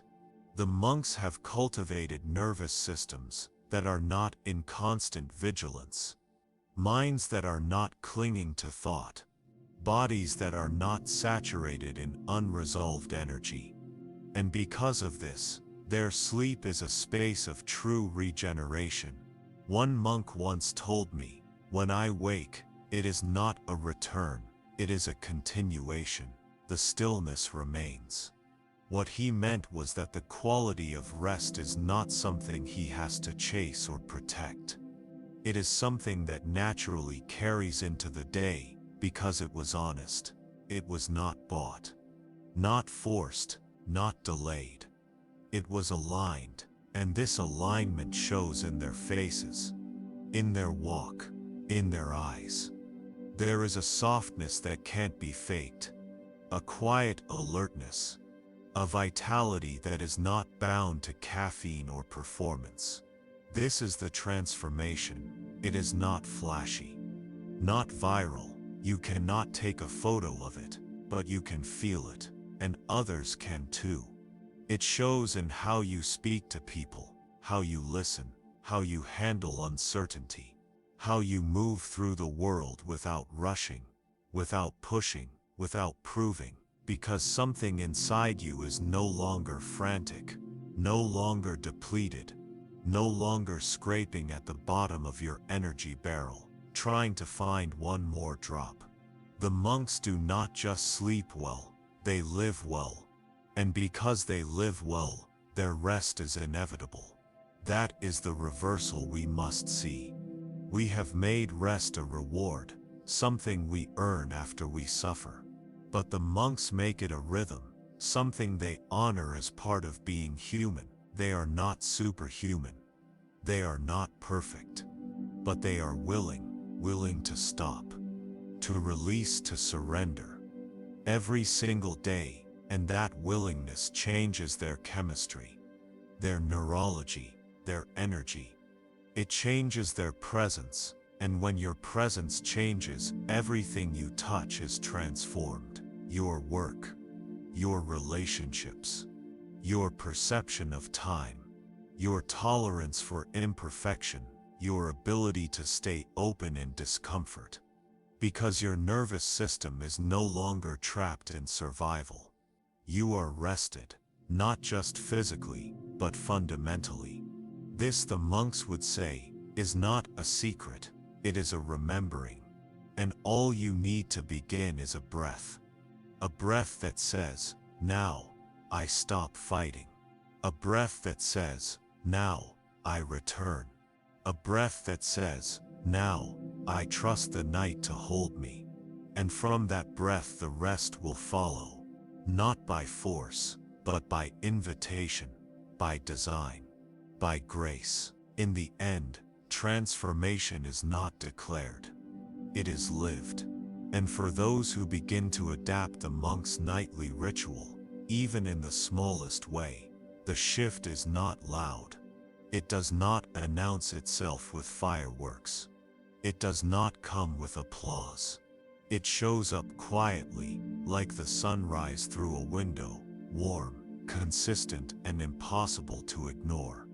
Perhaps the first signal is this: you no longer dread the night. What used to be a battle becomes a return. What once triggered anxiety, the silence, the darkness, the absence of stimulation, now offers refuge. And you begin to notice the change, not because you're sleeping longer, but because you're no longer carrying tension into the dark. You are no longer lying down with resistance, clenched in your breath. But this change is only real when it lasts through the morning. The real evidence of the ritual is not how you sleep, it's how you wake. You rise not jolted, not desperate for stimulation, not bracing for the day like an oncoming storm. You rise quietly, fully. Not because the external world is suddenly calm, but because something inside you has stopped resisting its rhythm. Monks wake early, usually long before dawn. Not because they have to, but because the day itself is a continuation of practice. There's no separation between sleep and waking life. They wake into stillness because they fell asleep in stillness. They bring no division into their state of being. But you don't have to live in a monastery to experience this. You only need to treat sleep not as a detour, but as part of the path. This means asking yourself every night, not just, am I tired? But something deeper, am I holding on to anything that cannot come with me into rest? This small question alone begins the ritual. It breaks the pattern of crash-based sleep, the kind that follows exhaustion, not readiness. It turns the night from an emergency into an offering. And what you offer is not perfection, it's honesty. You offer the day as it was, full, flawed, unfinished. You do not wait until everything is clean. You do not wait until the thoughts are silent. You do not wait until the emotions make sense. You bring yourself as you are. This is perhaps the most radical act in a world obsessed with optimization, the act of resting without resolution. And this is where the monk's example becomes most human. Because monks are not immune to restless nights. They do not float above discomfort. They have minds that wander, memories that sting, bodies that ache. But they meet it all with gentleness. They do not force sleep, they return to readiness. This readiness is not the product of effort. It is the product of rhythm, a rhythm they live every day. It begins in the morning, with silence. It continues through meals, through work, through walking, through service. Each action infused with presence. Not perfect presence, not dramatic, just humble, steady attention. They do not build toward the night. They harmonize with it. This harmony, over time, becomes the real source of transformation. Because you can read every study, track every metric, test every supplement. But if your life is misaligned, if your days are filled with tension, avoidance, overcommitment, noise, no ritual will save your sleep. You cannot engineer stillness at the end of a chaotic life. You must weave stillness into the pattern of your life. This does not require drastic change. You don't need to shave your head or take vows, but you do need to listen, truly listen, to how your body responds to your choices. You do need to slow down, even just for a moment, before you lie down. You do need to ask yourself, what am I afraid will happen if I let go? Because for many, sleep is not just elusive, it's frightening. To fall asleep is to surrender control, to stop monitoring, to stop defending. And for nervous systems that have lived for years in alertness, that surrender can feel impossible. The monks know this. Many came from trauma, war, loss, addiction. They did not start at peace. They built it, slowly, patiently, through 100 small acts of safety, repeated again and again. They built it through consistency, through gentle repetition, through trust. This is what the sleep ritual becomes, over time, not a sequence of steps but a pattern of trust. A trust in the breath, in the body, in the letting go, and with that trust comes a different kind of sleep. One that heals, one that restores, one that reaches places medication cannot. Because this kind of sleep is not unconscious, it is deeply aware. Not in the waking sense, but in the soul sense. It's the kind of rest where you do not wake with tension in your jaw, where you do not wake with a fight in your chest, where you do not feel behind the moment your eyes open. It's the kind of rest that makes room inside you. Room for patience, room for softness, room for the version of yourself that is not ruled by panic, or performance, or pressure. And that version of you, the one who is deeply rested, begins to show up in the world. Not with grand declarations, but with different choices. You speak more slowly. You listen more deeply. You eat with presence. You pause before reacting. You feel your feet on the ground again. And slowly the world begins to feel less like a threat, and more like a rhythm you are allowed to move with. This is how transformation unfolds, not overnight, not with a checklist, but with consistency, with devotion, with the quiet courage to surrender, again and again. This is the monk's secret. It's not in the posture, not in the mantra, not in the lamp or the mat, or the room. It's in the willingness to rest without permission, to lie down without winning, to sleep without guilt, to rise without shame, and above all to remember, every single night, that you are allowed to stop. You are allowed to stop. And in that stopping, everything can begin again. There's something different about the way the monk breathes before sleep. You wouldn't notice it at first. There's no drama to it, no exaggerated technique, no performance. It's subtle, so subtle in fact that most people wouldn't recognize it as a practice at all. But if you sit beside him long enough, if you listen not just with ears but with attention, you begin to sense a rhythm, a calm, a presence within the breath that feels alive. This is the beginning of the monk's sacred sleep ritual, not with movement, not with words, but with the breath. They call it many names across traditions: the nine-gated breath, the cycle of internal winds, the sacred exhale. In Tibetan Buddhism, it's known as the purifying breath of the three channels. In the Ravan monasteries, it's simply mindfulness of breathing, Anapanasati. But beneath the variations lies a common intention to return the breath to its natural wisdom, because the truth is, we've forgotten how to breathe. Modern breathing is shallow, erratic, unconscious.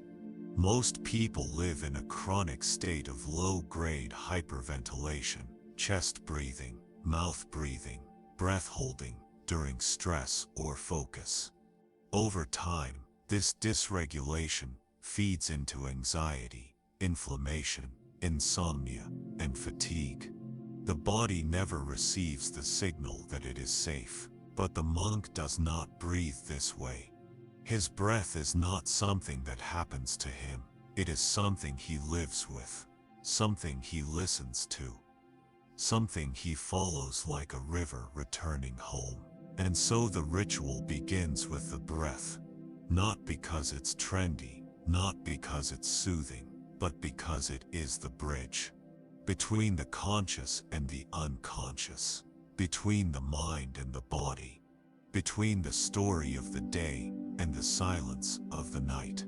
He sits on the edge of his mat or lies on his right side. He closes his eyes, not forcefully, gently. He doesn't begin with a command to relax. He begins with attention, and then he breathes. One inhale, one exhale. He doesn't control it. He watches it. He doesn't manipulate it. He follows it. Inhale, rising.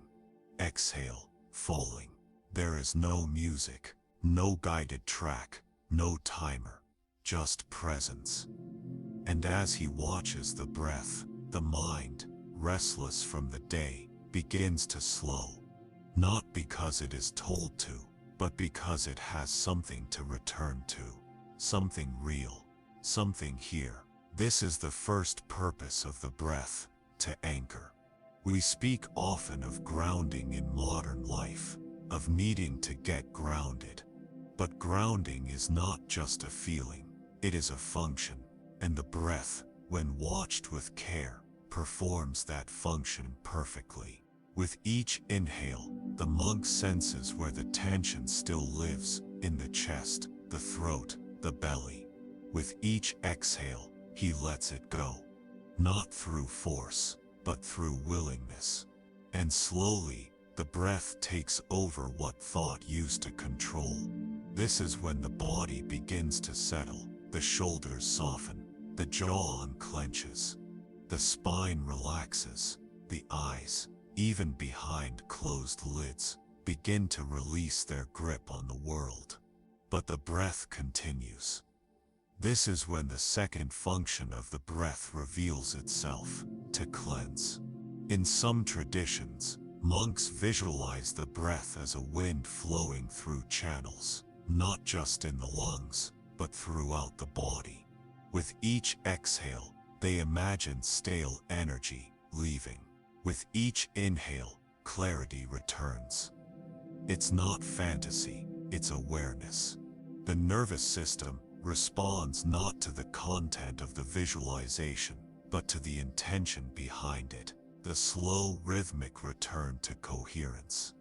In Tibetan practices, the 9-round breathing technique is used: 3 breaths through the left nostril, 3 through the right, 3 through both.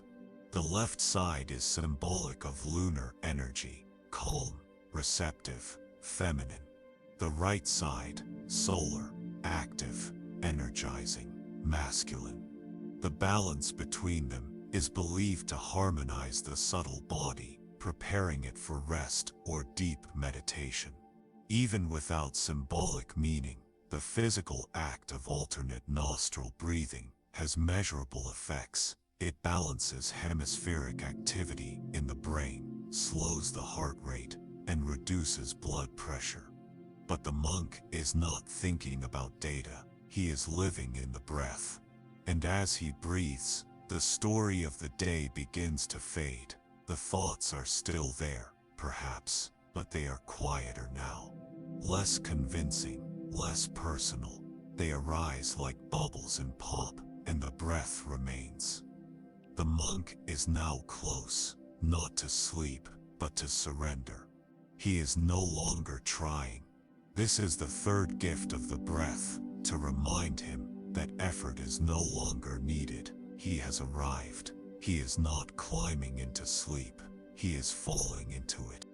Falling not as in collapsing, but as in descending, gently like a leaf. And the breath is the wind.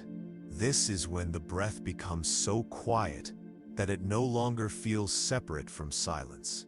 The monk is breathing, but he is not doing it.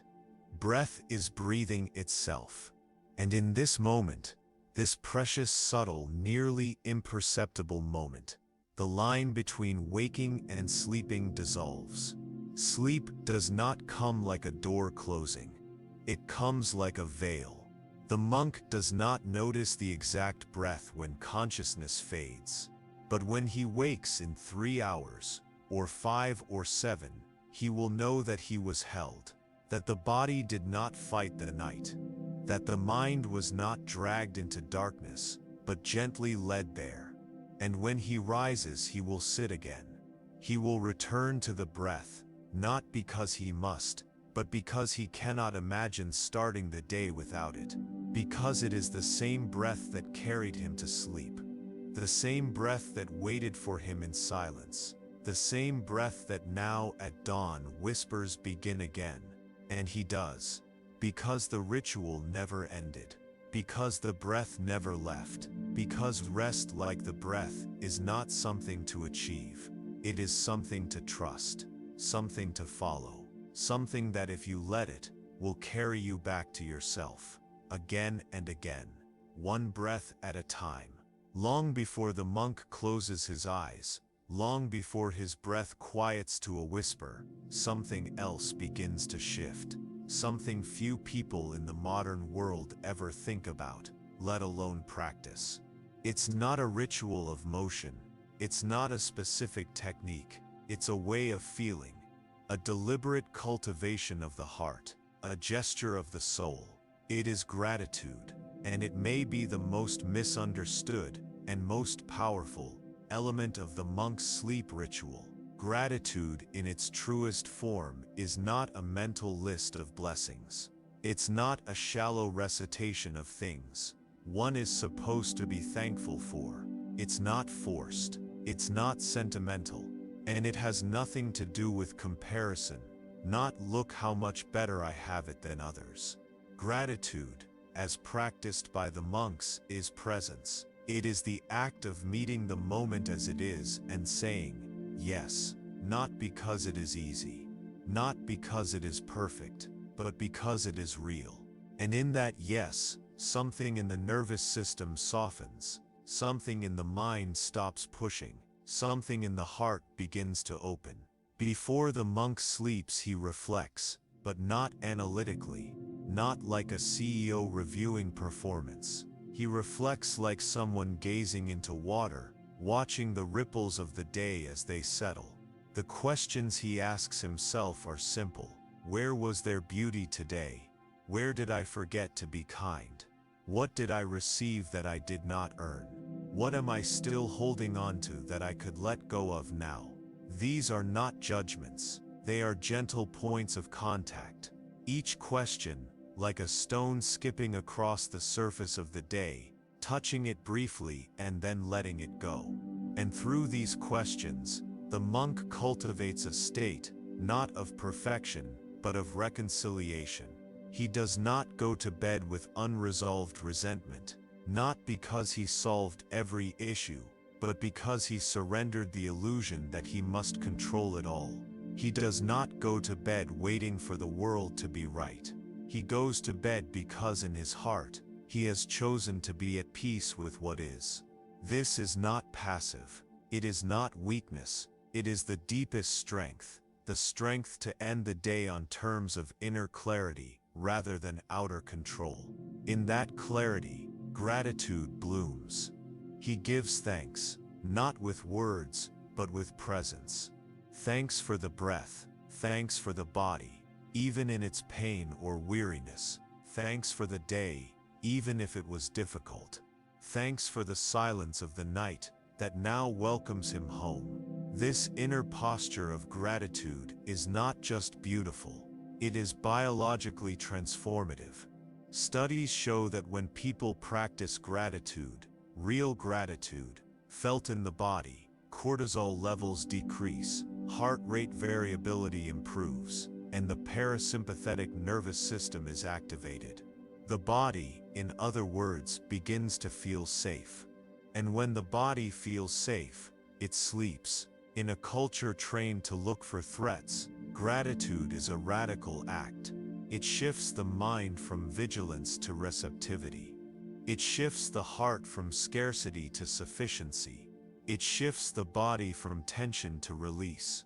The monks do not practice gratitude to be spiritual. They practice it because it works, because it makes sleep not only easier, but deeper, more healing, more integrated. But more than that, it changes who is going to sleep. A grateful person sleeps differently than a bitter one. A forgiving person breathes differently than one who is still replaying a fight. And the monks know the body doesn't lie. You can drink chamomile tea, wear a sleep mask, put your phone away. But if your heart is tight with regret, if your mind is clenched with unmet expectations, if your body is still bracing against the world, you will not rest. You may sleep, but you will not rest. Gratitude, then, is the bridge. It is the surrender of the day, not in defeat, but in reverence. And when done consistently, it creates a profound shift. The monk begins to see everything, even pain, even challenge, as part of the path, as something he can meet with awareness, not resistance. This doesn't mean he stops feeling. It means he stops fighting his feelings. He learns to bow to the complexity of life, to give thanks not just for what was easy, but for what taught him. And when he lies down, he does so with a heart that is clear, not empty, but clear. Clear of resentment, clear of grasping, clear of the belief that he is owed more than this breath, this body, this moment. That clarity is the soil in which deep sleep grows. It's not an accident that those who sleep deeply often live simply. It's not because their lives are easy, it's because their hearts are not at war with life. This is what the monk practices each night. He bows, whether physically or internally. He gives thanks, not for a perfect day, but for the privilege of having lived it. He asks for nothing. He releases everything, and he lets the night receive him. And that night, the dark that so many fear, becomes in his practice a womb, a place of return, of restoration, of remembrance. He wakes not just rested, he wakes whole. Because he did not sleep to escape life, he slept in gratitude for it. The body does not forget, even when the mind moves on, even when language wraps discomfort in logic, the body remembers. It holds tension in the jaw, in the shoulders, in the hips. It holds fear in the breath, grief in the belly, restlessness in the spine. And when the day ends and the distractions fade, it speaks again, quietly, urgently, through tightness, through insomnia, through the simple resistance to stillness. The monks listen. They have learned that rest does not begin in the mind, it begins in the body. And the body, if treated with reverence, becomes not an obstacle to rest, but its doorway. That's why posture matters. And not just any posture. The way the monk lies down before sleep is intentional, it is symbolic, and it is deeply physiological. Known across many Buddhist traditions as the lion's posture, it is a specific sleeping position that resembles the Buddha's final resting pose. On the right side, right hand beneath the cheek, left arm along the left thigh, legs slightly bent, chest open, spine aligned. To the modern eye, it may appear ordinary, but the wisdom beneath it is anything but. This posture is a statement. It says, I am present even in rest. It says, I am not collapsing, I am releasing. It says, I trust the earth to hold me. This position does not constrict the breath. It allows the diaphragm to move freely. It does not compress the heart. It does not strain the neck. It does not curl the spine into self-protection. It offers dignity, neutrality, and calm. The monks practice this posture not because it's comfortable, though it can be, but because it aligns their internal and external state. Their body rests in awareness, not in escape. They do not toss and turn, looking for the perfect position. They settle. They adjust, once if needed. Then they let go. And in that letting go they meet something deeper, the landscape of the body, because posture is not just how you lie down. It is how you meet gravity. It is how you meet the weight of your own being. The monks teach that to lie down without awareness is to fall asleep with resistance. You may drift off, yes, but something remains guarded, a shoulder tensed, a foot flexed, a mouth clenched. That tension travels with you into the night. It shapes your dreams. It shapes how deeply you descend into sleep cycles. It determines whether you wake with peace or with fatigue. The monk avoids this not by forcing the body into stillness, but by listening to it. He listens to where it still holds the day, to where the back aches from too much sitting, to where the eyes pulse from too much stimulation, to where the gut stirs with something unspoken. He breathes into these places, not as a technique, but as a gesture of kindness. And then slowly, the body begins to unfold. It's not dramatic, it's subtle. A loosening of the jaw, a softening of the belly, a lengthening of the spine. No music, no instruction, just presence. And in that presence, posture becomes more than physical. It becomes an attitude, a readiness, a declaration that this moment, this breath, this position, this surrender, is enough. You may ask, can a position really matter that much? Science says yes. Studies on sleep posture show that the position in which we sleep affects everything from digestion to circulation to neurological signaling. Right side sleeping has been associated with better heart rate variability, reduced reflux, and improved lymphatic drainage. It also minimizes pressure on vital organs, allowing the parasympathetic system, the system of rest and repair, to activate more fully. But monks don't cite data, they cite direct experience. They say, when the body is aligned, the mind finds it easier to follow. And when both are aligned, sleep arrives not as a demand, but as an invitation. That's why the monk does not need luxury to sleep. He may lie on a thin mat. He may sleep beneath a simple cloth. There is no need for memory, foam, for essential oils, for ergonomic optimization. Not because these things are bad, but because they are no longer necessary. The body has remembered how to trust the ground. It has remembered how to yield to stillness. It has remembered that rest is not the absence of movement. It is the presence of permission. Permission to release the spine. Permission to sink into gravity. Permission to exist without effort. And so the monk lies there, not waiting for sleep, not forcing it, just being. His posture holds him like a vessel, and sleep, sensing the openness, flows in. This is not religious. It is not aesthetic. It is biological truth, shaped by awareness.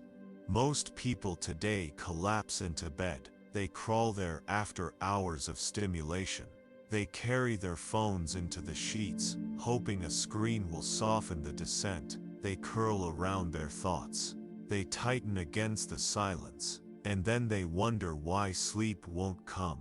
But the monk teaches the way you enter sleep determines the sleep you receive. You must arrive as someone who is not fleeing the day, but completing it. You must lie down not as a strategy, but as a surrender, and the body, wise and patient, will respond. The body wants to rest, but it needs your cooperation.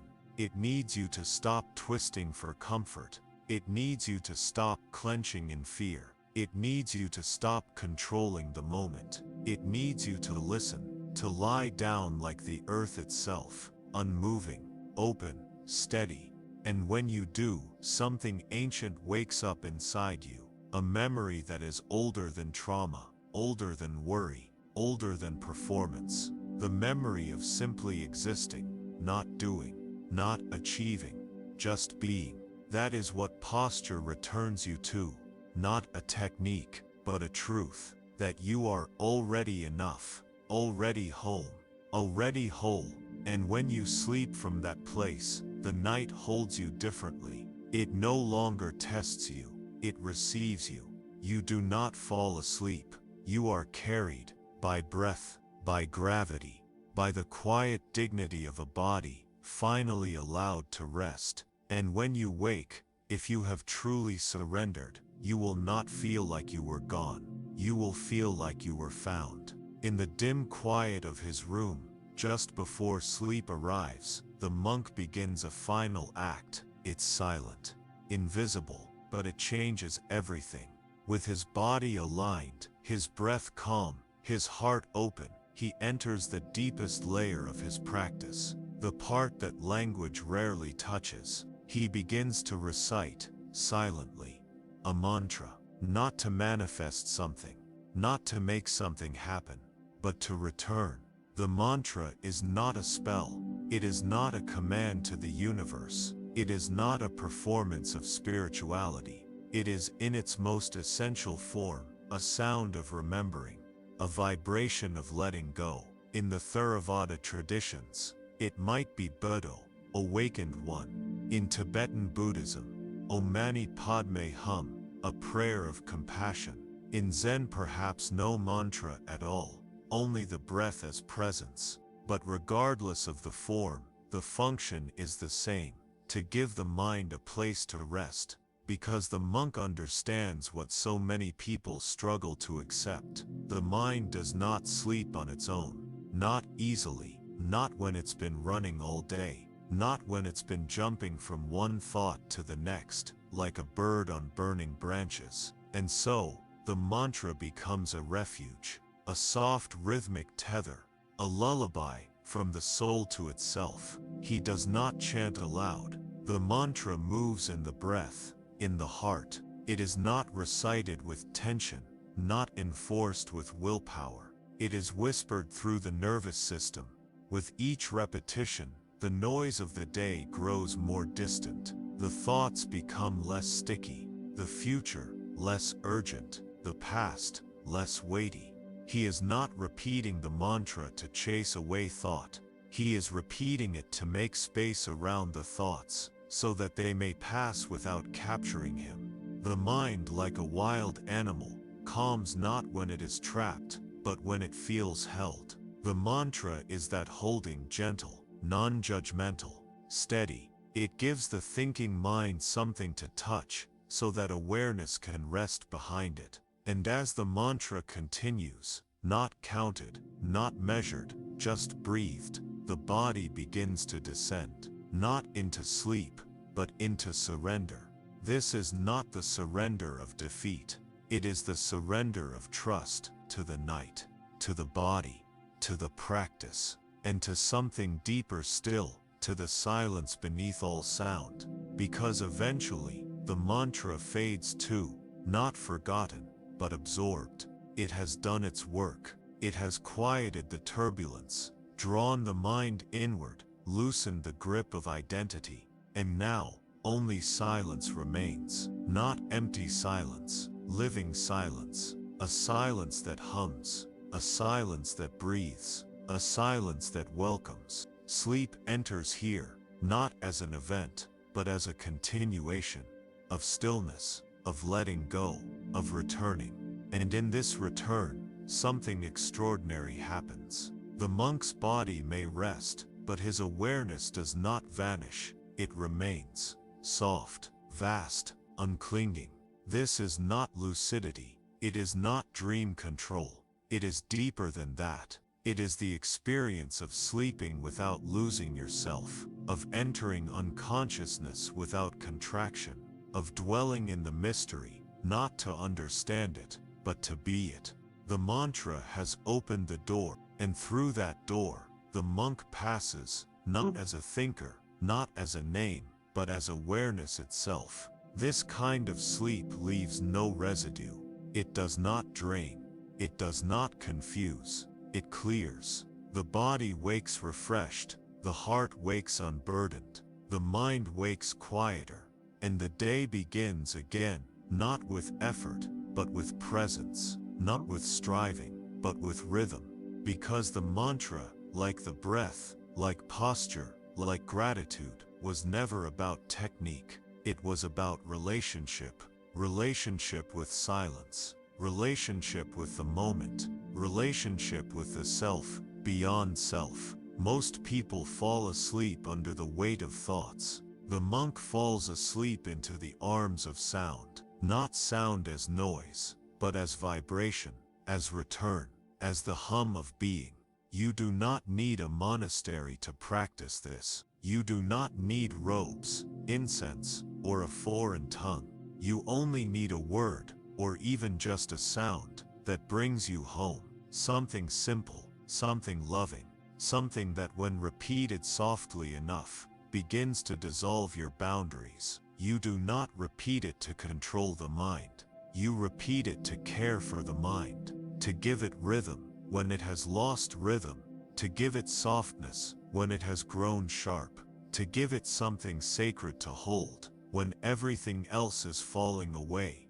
And then you let it go, and then you let yourself go, not into darkness, but into the depth beneath the noise, where thought has no claim, where the night is not empty, but full, full of rest, full of peace, full of the soundless sound of awareness itself. And there, finally, you sleep.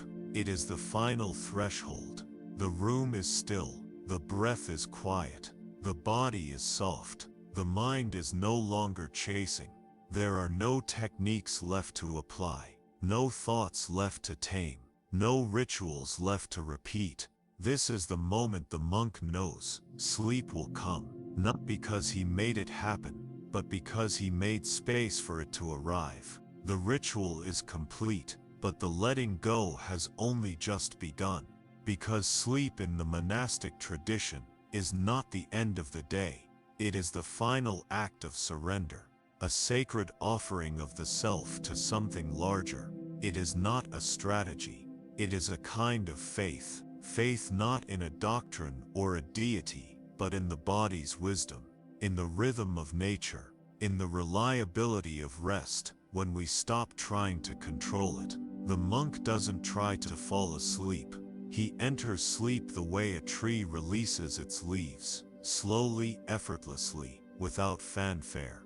And what allows this release? It is the practice of trust. He trusts the moment. He trusts the silence. He trusts that he does not need to be anything other than here. It is this trust, built breath by breath, night after night, that distinguishes the monk's sleep from the desperate unconsciousness so common in the modern world. Most people collapse into sleep. The monk arrives into it. He doesn't resist the edges of awareness. He doesn't flinch when thoughts appear. He doesn't demand that the mind vanish or the body feel perfect. He only allows each breath to slow, allows the weight of the day to settle, allows the self, the small noisy self, to dissolve into something quieter, something more spacious. And then he releases, not like a hand opening, but like water returning to the sea. Nothing is pushed, nothing is pulled. There is no goal to achieve. There is only the simple, radical act of not doing. This is not passivity. It is participation in nature's deepest rhythm. The earth sleeps, the animals sleep, the trees sleep. Sleep is not something we invented. It is something we are made of, but we have forgotten how to return to it. We go to sleep with resistance in our breath, judgment in our thoughts, tension in our spine. We see rest as failure. The monk sees it as return. He returns not just to silence, but to a different relationship with himself. A relationship where worth is not tied to output, where stillness is not punished, where the unknown is not feared, but entered with reverence. This is the last stage of the ritual, the surrender of identity, not in a grand existential sense, but in the most humble way possible. He lies down, and in his final moment of wakefulness, he releases the I that carried the day, the version of himself that did, that spoke, that tried, that remembered, that failed, that succeeded. All of it, he lets go, not because it doesn't matter, but because sleep does not require it. Sleep only asks for one thing, presence without effort, and that is what he offers. And in that offering, the body, wise beyond belief,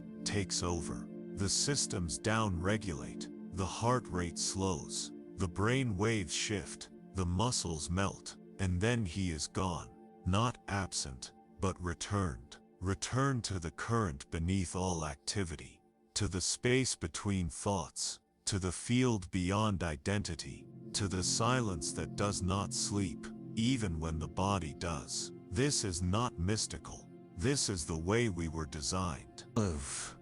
We are not machines to be shut off. We are organisms to be allowed.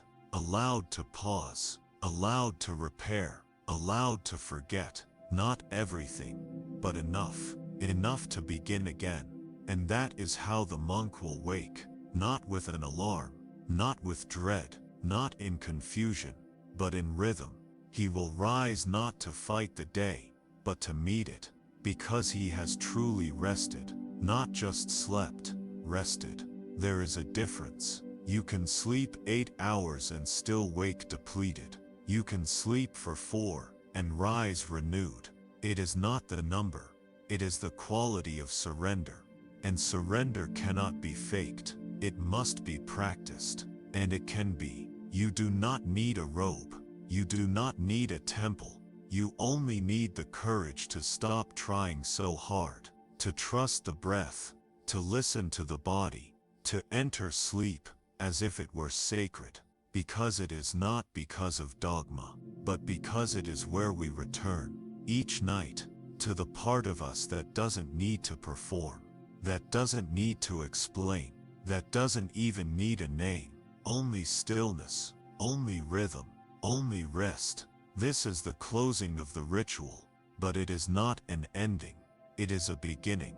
Because when the monk sleeps, the world does not stop, but he meets it again in the morning, with eyes that see more clearly, with a spine that stands more freely, with a heart that beats more kindly.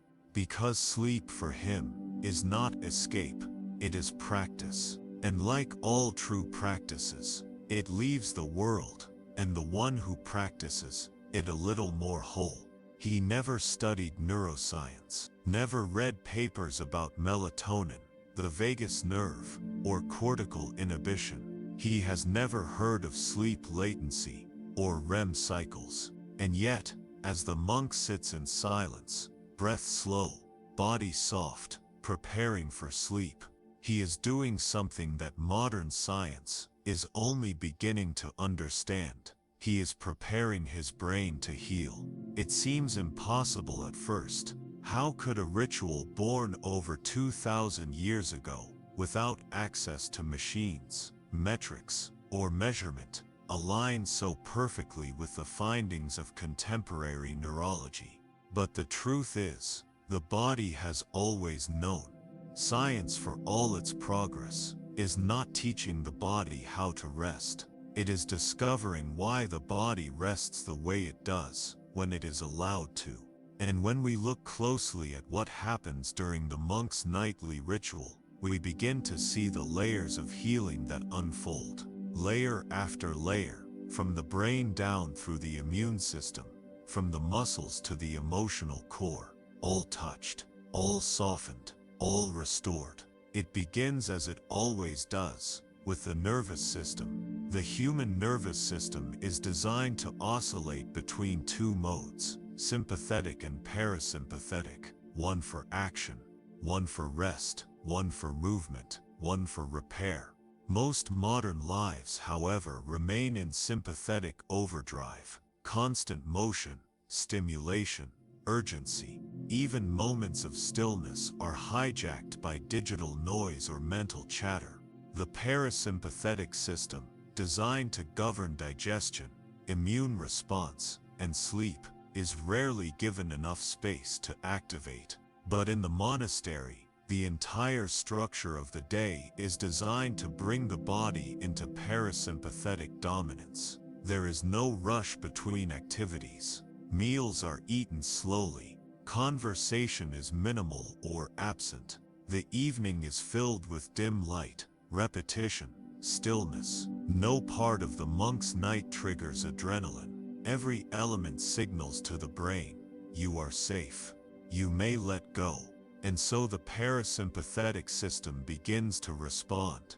The heart rate slows. The breath deepens. The muscles release. The brain, sensing the safety of the moment, reduces the production of cortisol, the stress hormone that interferes with the onset of sleep and increases nighttime wakefulness. Cortisol reduction is critical because in a hypercortisolemic state, a body constantly flooded with stress hormones, the hippocampus, the brain's memory center, suffers. Sleep fragmentation increases. REM cycles are disturbed. Long-term health declines. But when cortisol falls, as it does during the monk's ritual, a different cascade begins. Melatonin rises, and this too is not accidental. Melatonin, the hormone responsible for signaling darkness to the brain, is deeply sensitive to light exposure and psychological state. In the modern world, we assault our melatonin rhythm with blue light, erratic schedules, and emotional tension. But the monk's environment does the opposite. The sun determines the rhythm. Artificial lighting is warm, dim, infrequent. The mind, rather than racing, is still, or at least observed gently, with distance. These conditions allow melatonin to rise gradually and fully, signaling to the suprachiasmatic nucleus, the brain's master clock, that sleep is not only possible, but necessary. And once melatonin is established, the body begins its descent into deeper waves, into delta, into restoration.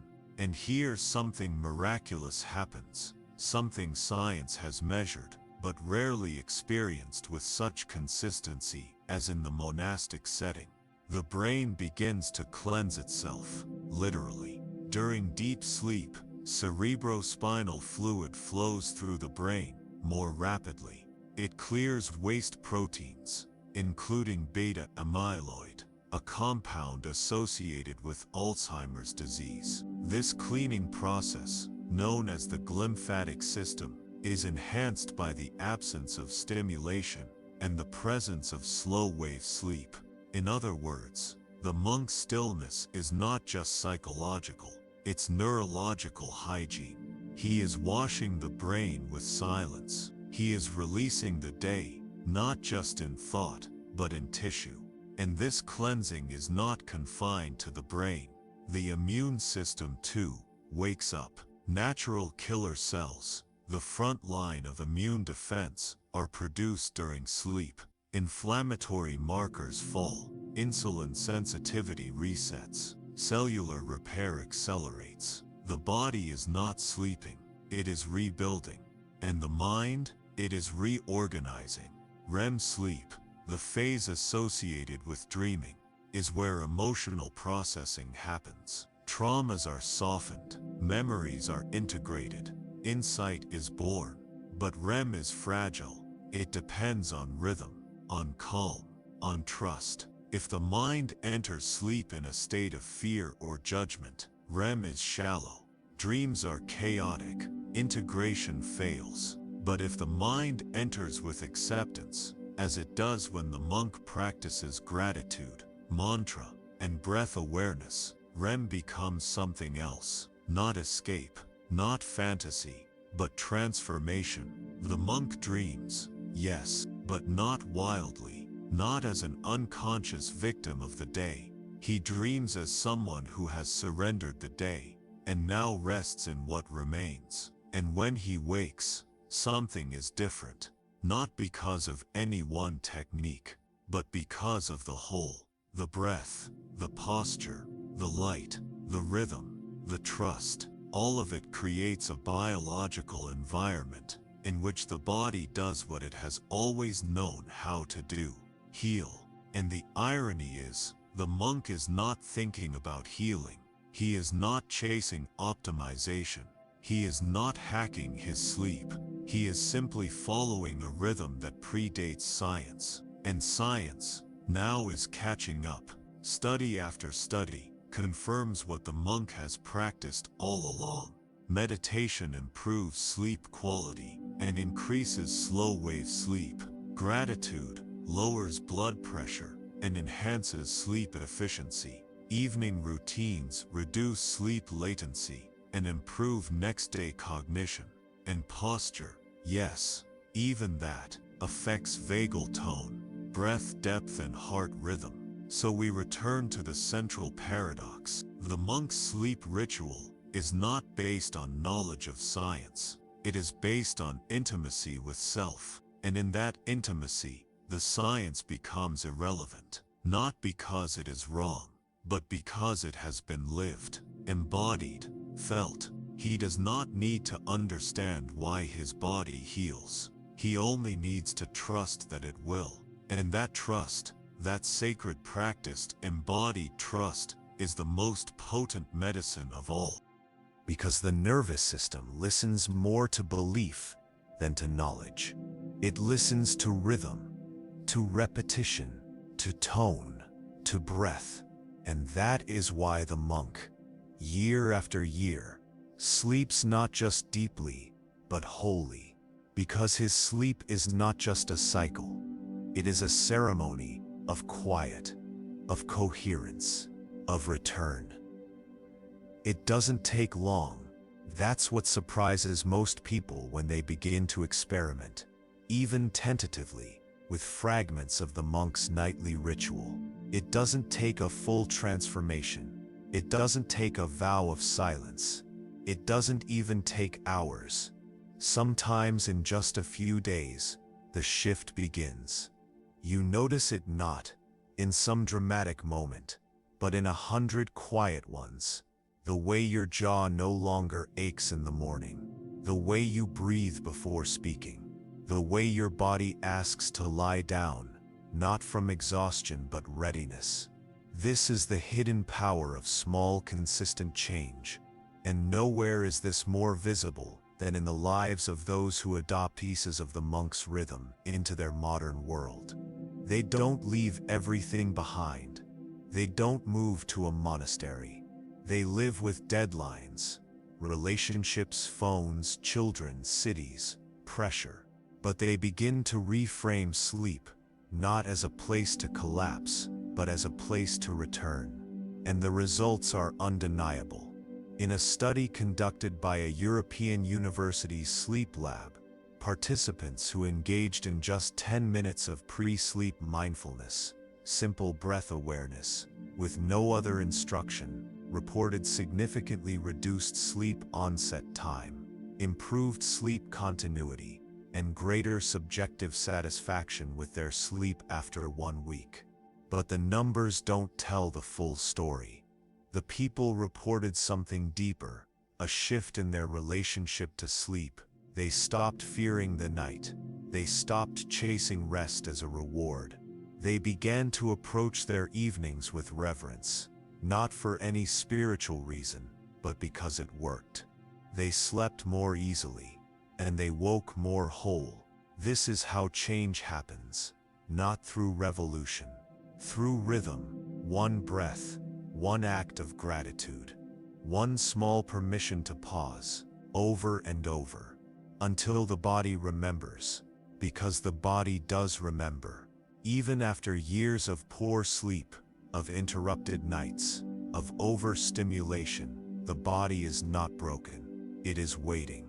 Waiting for conditions to change, waiting for the signals to return, waiting for you to stop forcing and start listening. And when those signals shift, when you dim the lights earlier, when you stop arguing with your own mind, when you lie down without an agenda, the body responds. It doesn't hold a grudge. It doesn't need perfection. It only needs consistency. This is why even partial versions of the monk's ritual are powerful. You may not chant, you may not sit in silence for hours, you may not sleep on a woven mat in a wooden kuti, but if you treat the evening as sacred, even in the smallest way, something begins to realign. Your breath slows before your body is tired, your spine lengthens as you rest. Instead of curling in fear, your thoughts soften when they arise, instead of becoming trials to solve. And from that realignment, the nervous system shifts. The heart beats with less urgency. The breath deepens without being told. The muscles release, not with force, but with trust. And sleep, honest healing sleep, begins to emerge. Not because you've earned it, but because you've remembered how to welcome it. This is the quiet revolution taking place in bedrooms all around the world. People, exhausted by information, are turning to embodiment. They are setting aside the best sleep hacks in favor of something older, something simpler. A glass of water with presence, a quiet room, a phone left face down, a breath followed to its end, a mantra, even just one word, repeated with kindness. These small practices build into a new experience of night, and the night once feared becomes soft again. It becomes a place of restoration, not just for the body, but for identity. Because the monk's ritual does not just help you sleep, it helps you forget, for a few sacred hours, who you thought you had to be. And in that forgetting, the nervous system unwinds. The self relaxes. The pressure dissolves. You wake not only rested, but remembered. Remembered as someone who does not need to prove worthiness every moment. And that memory lingers. It affects how you move through the next day, how you react to stress, how you speak to others, and to yourself. You are no longer operating on depletion. You are full. Even if the sleep was short, even if the night was imperfect, because the body, given even a little true rest, knows how to rebuild. And that rebuilding begins immediately. Some feel it in mood, less irritation, less volatility. Some feel it in digestion, in energy, in resilience to colds, headaches, the general fog of overstimulation. Others notice it in presence. They stop multitasking. They listen better. They remember to pause. These are not mystical benefits. They are the physiological consequences of restoring coherence between breath, body, and mind. And they are available, fully, to anyone willing to show up with consistency. To anyone willing to say, I will not chase rest anymore.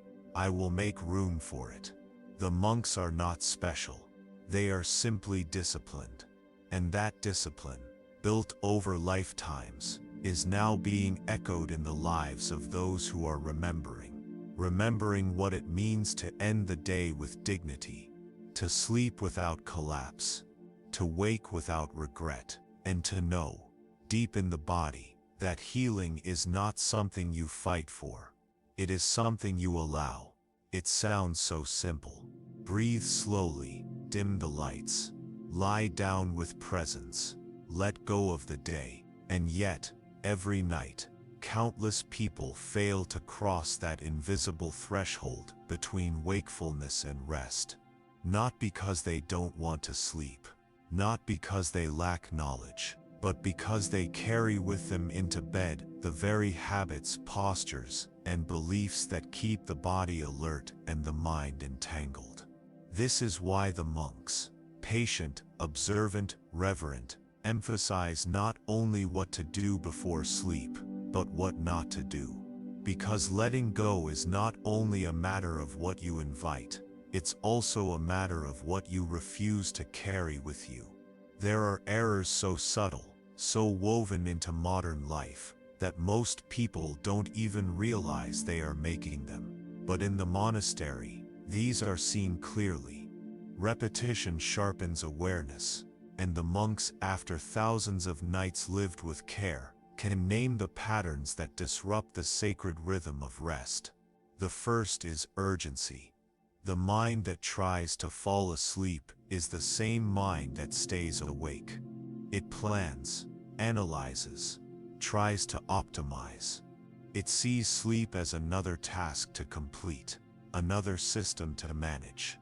But the monk knows effort is the enemy of sleep, not because effort is bad, but because effort signals threat. When you try to sleep, the nervous system stays vigilant. It watches for results. It waits for success. And in waiting, it remains awake. So the monk does not try, he prepares. Then he surrenders. This surrender is not dramatic. It's not resignation, it's the quiet willingness to stop doing. But the modern sleeper often resists this. They bring the energy of the day into the night. The striving, the chasing, the performance. And they hope that sheer exhaustion will overpower the tension. Sometimes it does. But the sleep that follows is shallow. The second common error is stimulation disguised as relaxation. A glowing screen, a soothing TV show, a quick check of messages. All of it feels benign, even helpful. It's how many people wind down. But the monks see what these actions really are. Signals. Signals that tell the brain to stay engaged. Light signals the retina. Noise engages auditory processing. Narrative stimulates emotion. Even a gentle story carries the weight of stimulation. And so the monk removes these signals. Not as punishment, not from rigidity, but because silence is the clearest message to the body. You are now allowed to rest. The third mistake is inconsistency. Waking late one day, sleeping early the next, napping to recover, binge sleeping on weekends. These patterns confuse the body's circadian rhythm. The monks avoid this not through discipline alone, but through reverence for rhythm. They rise before the sun. They sleep soon after it sets. They do not chase time. They align with it. And because of that, their body knows when to release. It does not need coaxing. It does not need tricks. It has a pattern to follow. The modern sleeper without rhythm must constantly negotiate sleep. But sleep, the monks would say, is not a negotiation. It is a gift. It must be received, not forced. Another subtle obstacle is emotional residue. Arguments unresolved, words unspoken, regret unprocessed. The monks make it a priority to end the day with emotional clarity. Not perfection, but honesty. They do not carry shame into sleep. They do not rehearse conversations. They do not grip tightly to what cannot be changed. They reflect. They acknowledge. Then they let go. But many carry the emotional load of the entire day, and sometimes of entire years, into every night. The body may be horizontal, but the heart is clenched, and sleep cannot soften what the soul refuses to release. Then there's posture. It seems insignificant, but it's not. The way we lie down speaks to the nervous system. A curled spine suggests fear. A clenched jaw speaks of protection. Tension in the hands, the shoulders, the legs. It tells the body, not yet, not safe. The monks, by contrast, enter sleep with deliberate form. The lion's posture. A soft, open face, limbs resting, not collapsing. They do not command the body to sleep. They allow it to feel safe enough to sleep. And then, there's breath. Perhaps the most underestimated factor of all. The modern breath is short, fast, anxious, mouth breathing, chest breathing. apneic patterns. It's not enough to breathe. The way you breathe determines the message sent to your body. Monks breathe low, through the nose. Even quiet, rhythmic. Their breath tells the heart, slow down. Tells the gut, release. Tells the mind, be still. But many lie in bed breathing as if they're running. And the body believes them. It does not know the context. It only knows the signal. There are other obstacles too. Caffeine too late in the day. Heavy meals. Bright lights. Cluttered rooms. Mental noise. But deeper than all these, the greatest obstacle, the monks would say, is identity. The belief that we are only worthy when doing. That rest must be earned. That stillness is laziness. That sleep is an interruption. The monk has let go of these beliefs. He sleeps not as an escape. He sleeps as an act of remembrance. A remembering that he is not the sum of his actions. That he is not his performance. That he is not his worry. He is life, breathing, resting, returning. And in that return the body responds. Not always quickly, not always perfectly, but reliably. Because sleep, real sleep, is always waiting. Waiting beneath the effort, beneath the noise, beneath the strategies. It is not gone. It is buried. Under fear, under stimulation, under habit. And when we stop digging, when we stop fixing, when we start allowing, like mist over a quiet field, like a tide returning, like the self, remembering its rhythm. So the monk teaches not only what to do, but what to stop doing. Stop chasing, stop measuring, stop resisting, stop believing that stillness must be deserved, and start listening to the body, to the breath, to the part of you that has always known how to rest.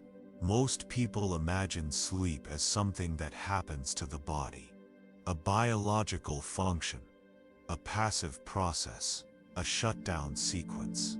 But the monk sees it differently. To him, sleep is not the end of the day. It is a form of prayer, a sacred descent, a return to the deepest layers of self, where no identity remains, no role persists, no effort survives. It is not the extinguishing of consciousness, but its unbinding. Sleep to the monk is a way of becoming one with the silence behind all things. And because he sees sleep this way, he prepares for it as he would prepare for a sacred ceremony. Not with urgency or ambition, but with presence and humility. He does not view the bed as an object of comfort, but as an altar. He does not approach the night with a checklist, but with a bow. This bow is not literal. It's internal, a gesture of the soul.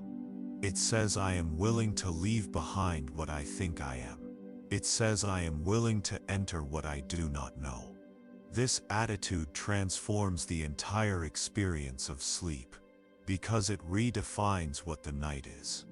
In the modern world, the night is often treated as wasted time, hours stolen from productivity, or as a battlefield, a place where the mind wrestles with itself, replays the day, anticipates the future.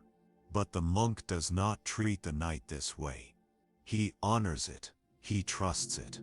He understands what the body and mind are being asked to do during those hours. To reset, to receive. And none of that can happen through force, only through reverence. This reverence shapes everything. The way he speaks before bed, or rather how little he does. The way he walks in the final moments of the day, slowly, without purpose.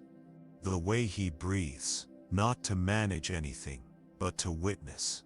It is all part of the descent. And this descent is not into unconsciousness. It is into awareness without effort. Because even in sleep, there is awareness. Not the sharp reactive awareness of the day, but a spacious resting kind. The awareness of being held. When the monk sleeps, he is not escaping. He is returning. Returning to a place beneath memory, beneath language, beneath form. And what he finds there cannot be explained. Only experienced. But it leaves a trace. It is felt upon waking, not as a dream remembered, but as a silence carried. A stillness behind the eyes. A rhythm in the bones. This is why monks do not need alarms. Their sleep is not fractured by resistance. They do not fall asleep exhausted by thoughts. They do not wake up startled by sound. They sleep in rhythm. They wake in rhythm. And because of this, the boundary between night and day is soft. There is no violent transition. Only continuity. The stillness of the night flows into the stillness of the morning. And from that stillness, action arises. Not rushed, not reactive, but clear. Grounded. This is the purpose of sacred sleep. Not just to rest the body, but to realign the self. So that when the monk rises, he is not carrying residue. He is not continuing a story. He is beginning again, fully, freely. This is possible for anyone. It is not reserved for monks. Because it is not about belief. It is about orientation. About how you relate to sleep. Do you see it as absence? Or as return? Do you resist it? Or bow to it? Do you chase it? Or receive it? These questions are not theoretical. They are physiological. Because the body listens to posture. The nervous system responds to attention. When you enter sleep as if entering sacred ground, the entire chemistry of the body shifts. You breathe deeper. You release sooner. You wake fuller. And the sleep you receive is not just restful. It is integrative. It makes you more whole. This is what sacred sleep offers. Not escape, but remembering. Not sedation, but realignment. Not forgetting, but returning. And you don't need candles, chants, or cushions to experience it. You only need to change how you meet the night. Not as an obstacle, not as a chore, but as a doorway into what is most essential. The part of you that exists without needing to do. The part of you that has never left. The part of you that knows deeply that rest is not the opposite of life. It is life, unguarded. The monk knows the world is loud. He knows it does not slow down for him. He knows that while he sleeps in silence, others are pacing small rooms at midnight, staring into lit screens, whispering fears into the dark. He does not judge this. He remembers, too, what it is like to fear the night. Before discipline, before devotion, before the long years of sitting and walking and waiting, he was also a child of noise. So he does not think himself above the rest of us.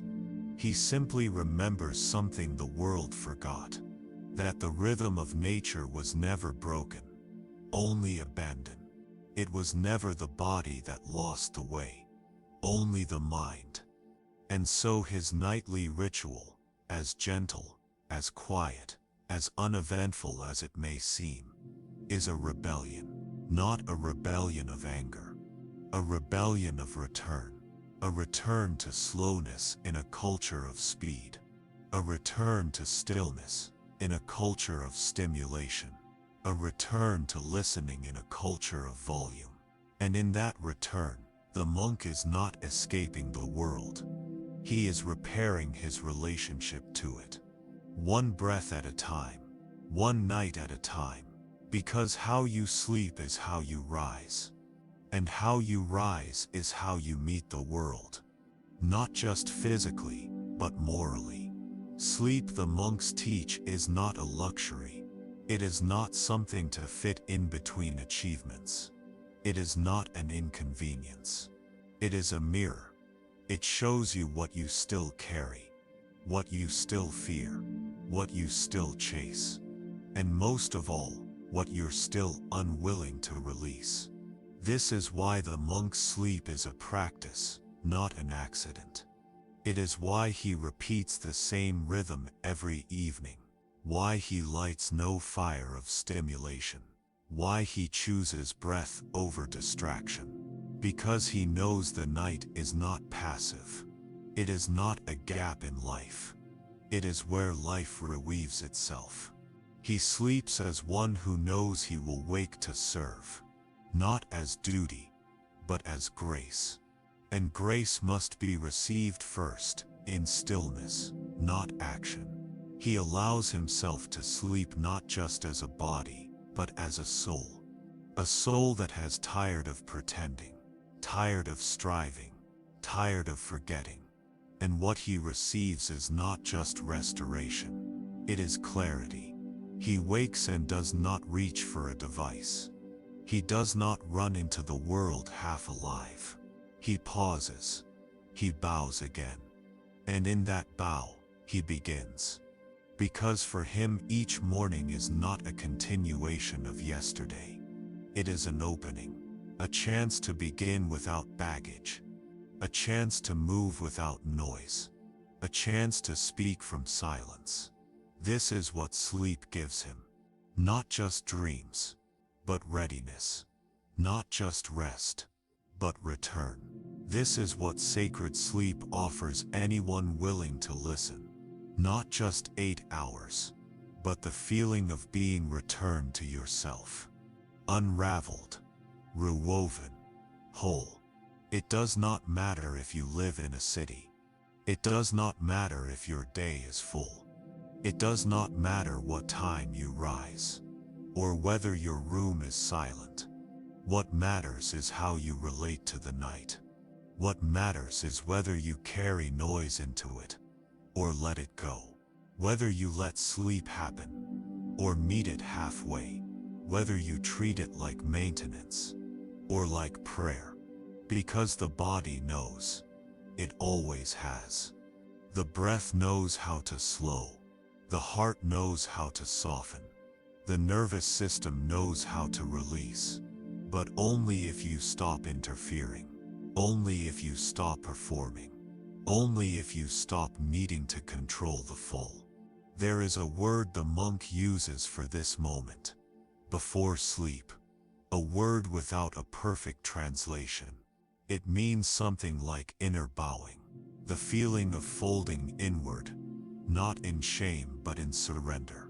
The feeling of coming home to something ancient. To a silence that holds no fear. To a presence that demands nothing. This is the moment the monk waits for. Not because it makes him better. Not because it makes him holy. But because it makes him real again. Human again. And in that human quiet, he slips into sleep the way a leaf returns to the earth. Without resistance. Without forgetting who he is. The sun has not risen yet, but the monk is already awake. Not jolted. Not startled. Not dragged from a restless night into the day's demands. He wakes like the sky brightens. Gently. Gradually, without resistance. There is no alarm clock in the monastery. The body itself is the timekeeper. And when it rests in rhythm, it remembers. It knows how much sleep it needs. It knows when enough has been received. And so the monk opens his eyes, not with effort, but with alignment. The air is cool. The world is silent. But something has changed. The night has done its work. The body feels restored. The mind clear. The breath easy. This is not magic. This is the natural outcome of sleep entered with reverence, not resistance. Because what begins in stillness continues in clarity. The monk sits upright. He does not scroll. He does not speak. He does not reach for anything. He sits quietly, allowing the line between sleep and wakefulness to dissolve naturally. This transition is sacred. It sets the tone for the entire day. He breathes, not to calm himself. There is nothing to calm, not to fix himself. There is nothing to fix. He breathes to remember that he is not his thoughts, that he is not the roles waiting for him, that he is not the interruptions to come. He is presence. And that presence was never lost, only obscured. Now in the soft light of morning, it becomes clear again. This is the first fruit of sacred sleep, the capacity to begin well, to begin the day not by reacting, but by returning to the self beneath performance, to the body beneath pressure, to the awareness that observes before it decides. The monk does not rush this. He has nothing to prove, no one to impress. He is not trying to get ahead. He is only trying to stay aligned, because he knows how he enters the morning, determines how he moves through the day. A rushed morning produces a scattered mind, a distracted morning, a distracted spirit, but a clear morning, it guides everything. And so he moves slowly. He rises not in exhaustion, but in gratitude. Gratitude not for the sleep itself, but for what it restored, for the clarity it returned, for the chance to begin again. This beginning, though ordinary, is revolutionary, because most people do not begin again. They continue. They carry yesterday's fears, yesterday's burdens, yesterday's self into the new day. But the monk does not do this. He lets the night wipe the slate clean. He lets the breath remind him, this moment is new, and because it is new, he does not need to replay the old story. He can respond, not repeat. He can choose, not react. This is what sacred sleep gives. Not just rest, but freedom. Freedom from habit. Freedom from momentum. Freedom from the identity that forgets itself. And that freedom becomes the foundation of the day. It becomes the way he walks, the way he speaks, the way he eats, listens, moves. All of it flows from that still place. The one sleep helped him find again. But it's not just about internal clarity. Sacred sleep changes the quality of energy, not the quantity. Not a burst of motivation, but a deep current of steady, patient vitality. He doesn't move faster than others. He moves with fewer detours.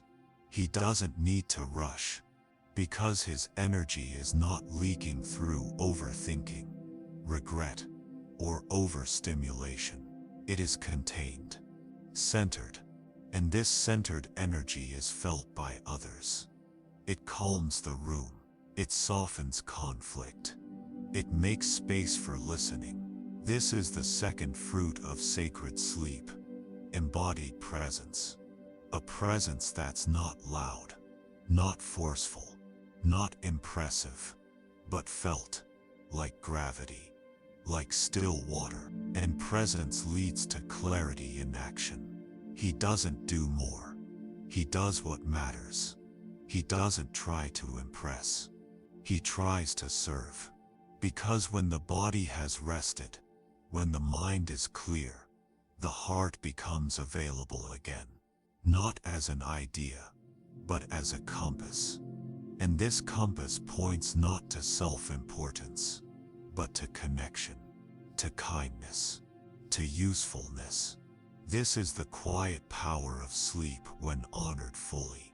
It clears the lens. It allows wisdom to surface.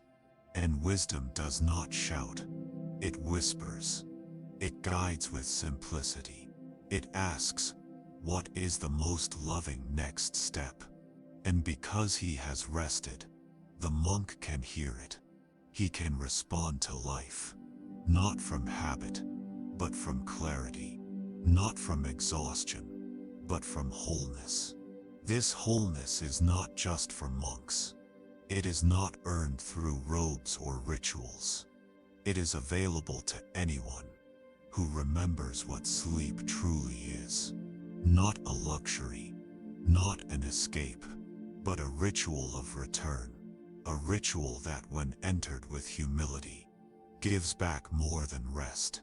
It gives renewal, clarity, and the ability to begin again, each day from the place that matters most.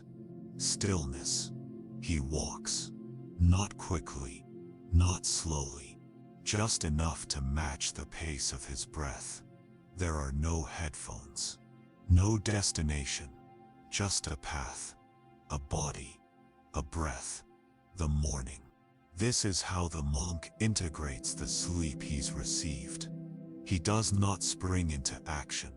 He allows the inner stillness to meet the outer world one step at a time.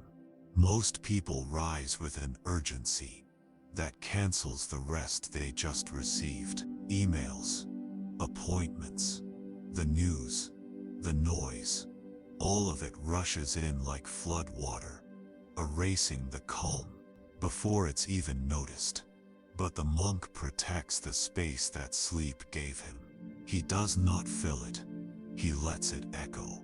This walking is not exercise. It's not for calorie burn, or endurance, or steps counted. It's remembrance. Remembrance of the body, of the breath, of the ground beneath him. And this groundedness is not just physical. It is emotional, cognitive, relational. Because the way you move through space informs the way you relate to yourself. Tension in the shoulders becomes harshness in thought. Shallow breath becomes impatience in speech. A clenched jaw becomes a closed heart. But when the body is given space, space to wake, to open, to stretch, to move without performance, everything changes. The monk has no agenda in this walk. He is not checking a box. He is not earning anything. He is returning again, returning to what was already here before the sleep, before the ritual, before the name. And in that return, he stabilizes. Stabilizes not just physically, but spiritually. Because sacred sleep isn't something that ends when you open your eyes. It echoes. And how you treat that echo matters. Treat it with noise, and it is lost. Treat it with reverence, and it becomes the rhythm of your day. This rhythm is what gives the monk his presence. Not charisma, not discipline, but rhythm. A rhythm aligned with something older than the calendar, older than the watch. A rhythm aligned with breath, season, silence. In this walk he speaks to no one. He listens to the wind, to the birds, to the rhythm of his own feet. And in that listening, he makes space for insight. Because the mind that is no longer drowning in fatigue becomes open to clarity. It's not thinking that makes wisdom arise. It's silence. And the monk protects that silence. In the morning, like a flame in the wind, he knows how quickly it goes out, how easily it's replaced by strategy, worry, opinion. But if he holds it, if he carries it gently into the day, it transforms how he moves through the world. And others notice. They don't know what they're noticing, but they feel it. In the way he doesn't rush, in the way he doesn't interrupt, in the way he doesn't overpromise. It's not just that he's rested, it's that he's with himself, fully, not partially, as so many are, not torn between thoughts, not at war with his own inner life. He is here, and that here-ness is what people are drawn to, not his words, his presence. And that presence comes not from some mystical power. It comes from sleep that healed, from breath that listened, from silence that was not filled, from a morning that was not stolen by noise, from steps that followed the earth, not the clock. And this is available to anyone, even in a city, even with children, even with responsibility. It doesn't require escape, only willingness. Willingness to treat the first moments of the day as sacred, not in a religious sense, in a human one. Because what you do with the first hour shapes how you use the rest. And if you squander it, scrolling, stressing, rushing, you teach your body that calm is temporary. But if you guard it, even a little, you teach your body that calm is possible. That rest is not a gap between tasks. It is a way of being, and that way of being changes everything. Not way of being changes everything. It changes how you hear others. It changes how you speak. It changes how you react. Not because you tried to be better, but because you remembered something more honest than the noise. This is what sacred sleep does. It doesn't just heal. It teaches. It teaches you how to live while awake, without violence against yourself, without the constant pressure to fix, to prove, to perform. And that teaching is reinforced not in lectures, but in walks like these. Simple, quiet, unimpressive, but full of life. Because in the quiet, you can finally hear what matters. You can finally feel the pulse of something that never left you. Only waited for you to sleep deeply enough and wake gently enough to hear it again.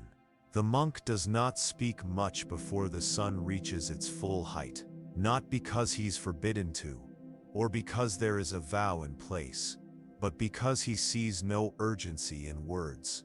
He allows silence to carry him deeper into the residue of the night, not as avoidance, not as habit, as choice. He knows that sacred sleep does not end when the eyes open. It ends when the stillness inside is replaced by noise, and so he delays the noise. Not forever, just enough. Enough to let the wisdom that arrived during the night settle into the bones.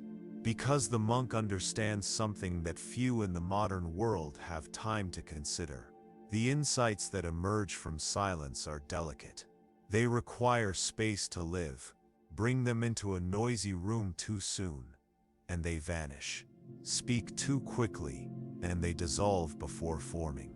Rush into the day, and they never become part of you. But held gently, in breath, in stillness, in action, without commentary. They integrate, they become clarity. Clarity is not information. It is not knowledge. It is not memorized. It is lived.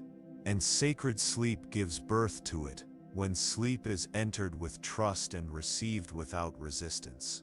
But clarity does not arise fully formed. It appears in pieces, in moments. In a phrase remembered without effort, in a feeling that something is no longer worth carrying, in a knowing that does not explain itself. These fragments are enough, if you listen. The monk listens. He listens with his body. He pays attention to what his hands reach for, to how his shoulders rise or fall, to the way his spine curves or stretches. These small cues are not symptoms, they are messages. The body speaks in posture, in breath, in the space between impulses, and sacred sleep sharpens this sensitivity, not just to sensation, but to meaning, to what is needed, what is not, to what is true, and what is habit. The monk uses this sensitivity not for control, but for communion, to be in relationship with himself, to respond kindly, not rigidly, to offer what is needed, not what is demanded. And this too is fruit of sacred sleep, a return to internal relationship. So many people live in exile from themselves. They treat the body like a machine, the mind like a problem, the heart like a liability.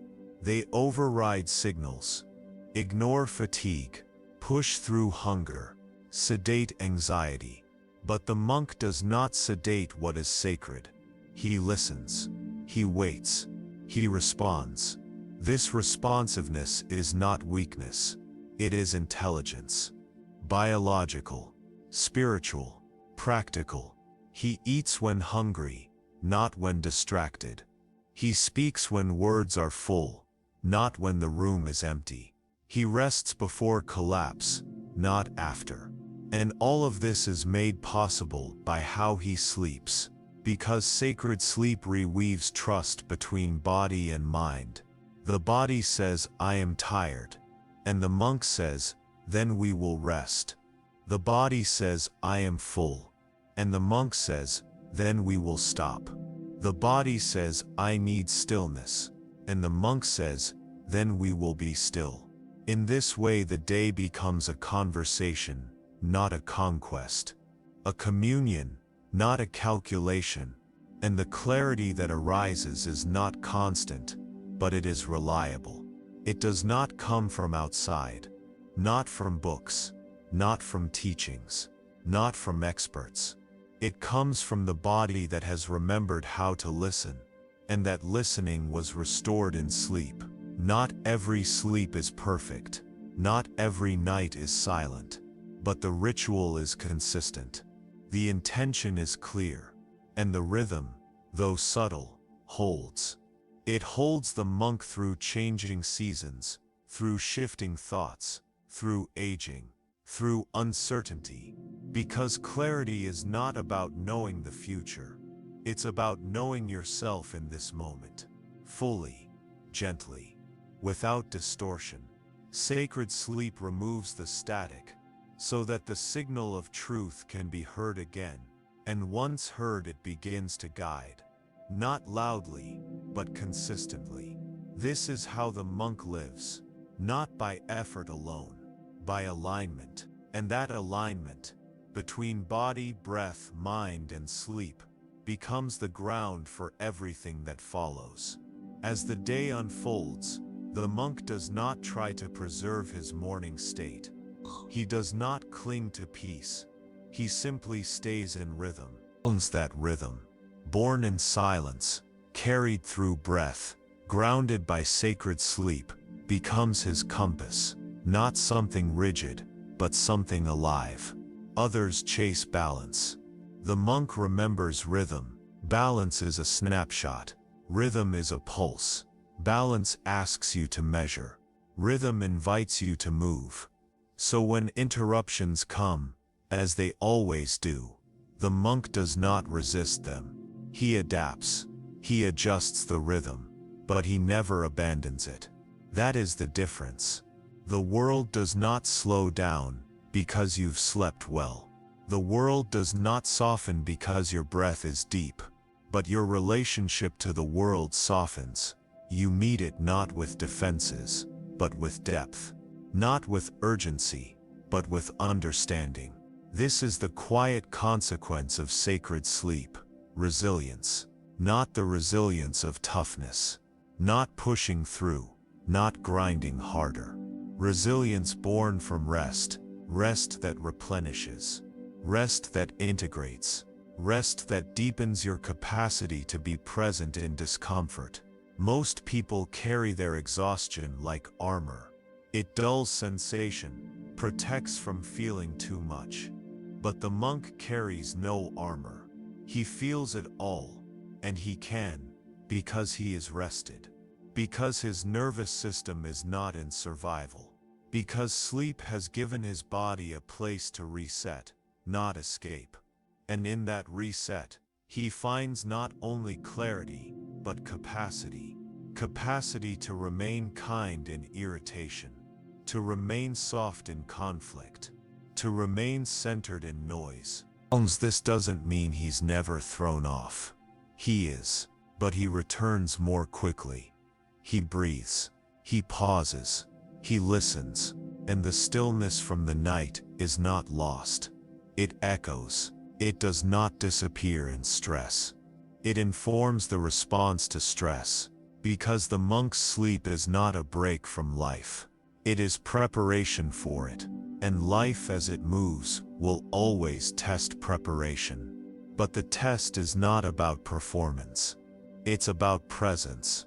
Can you remain in rhythm even when the tempo changes? Can you stay open even when things close around you? Can you trust silence even when the world shouts? The monk does not master this.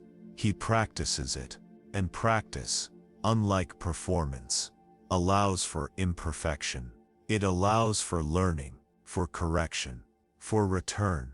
That is resilience, not perfection, but return. Return to rhythm, to breath, to stillness.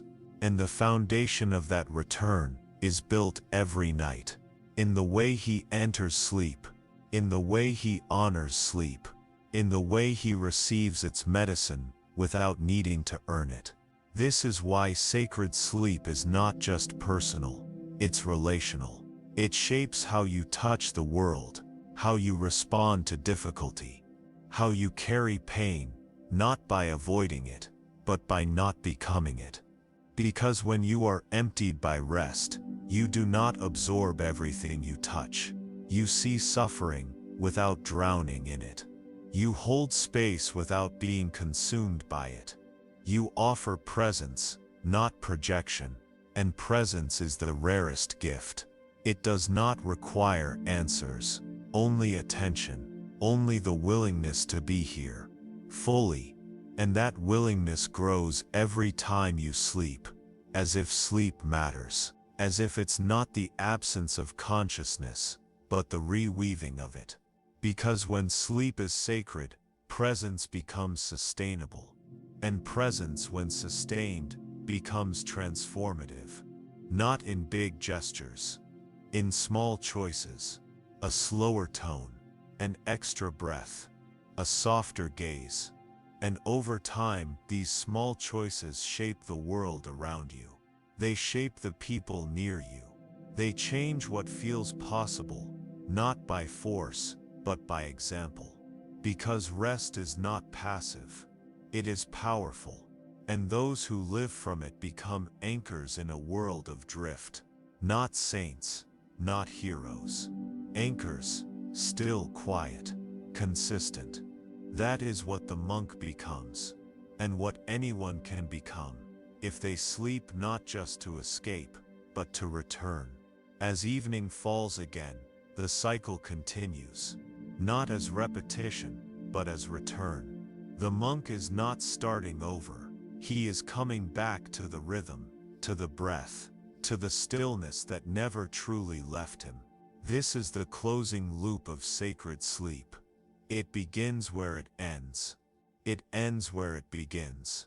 No sharp edges, no dramatic turning points. Just a soft arc that bends toward rest and rises with clarity. He does not measure the day by its achievements. He measures it by the quality of presence he was able to sustain. How fully he listened.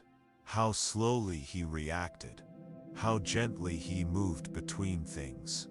And that presence, sustained through the hours of daylight, begins to thin now, not because it is lost, but because it is returning to its source.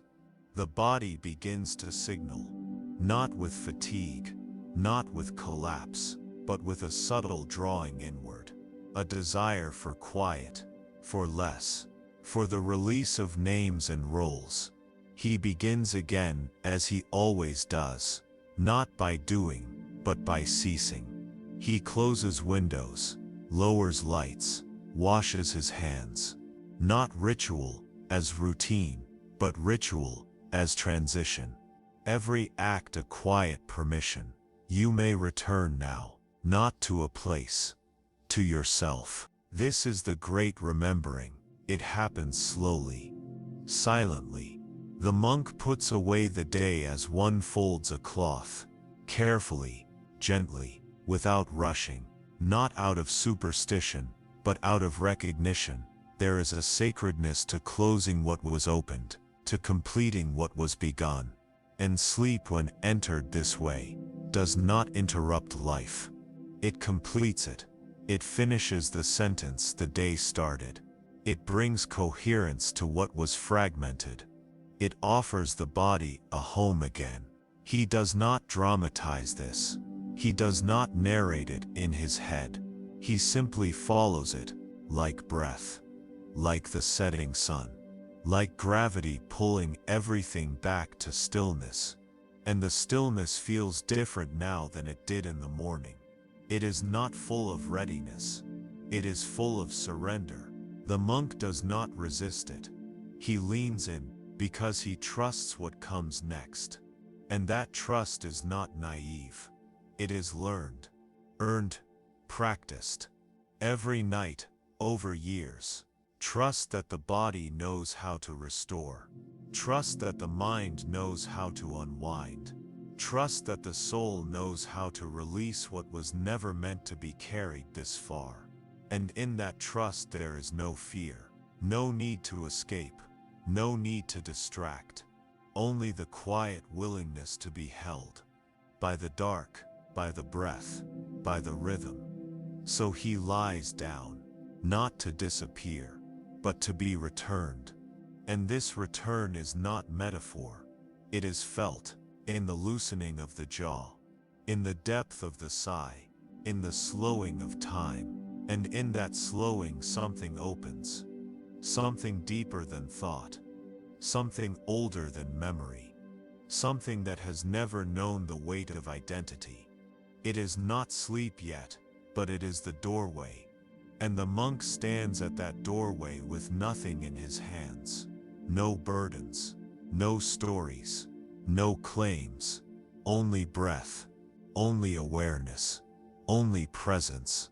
This is the sacred act, not the sleep itself, the surrender to it. And he does. Not dramatically, not ceremonially, just honestly, as a body returning to the earth, as a soul returning to itself. And in that moment, there is no monk, no name, no past, only stillness, only silence, only rest.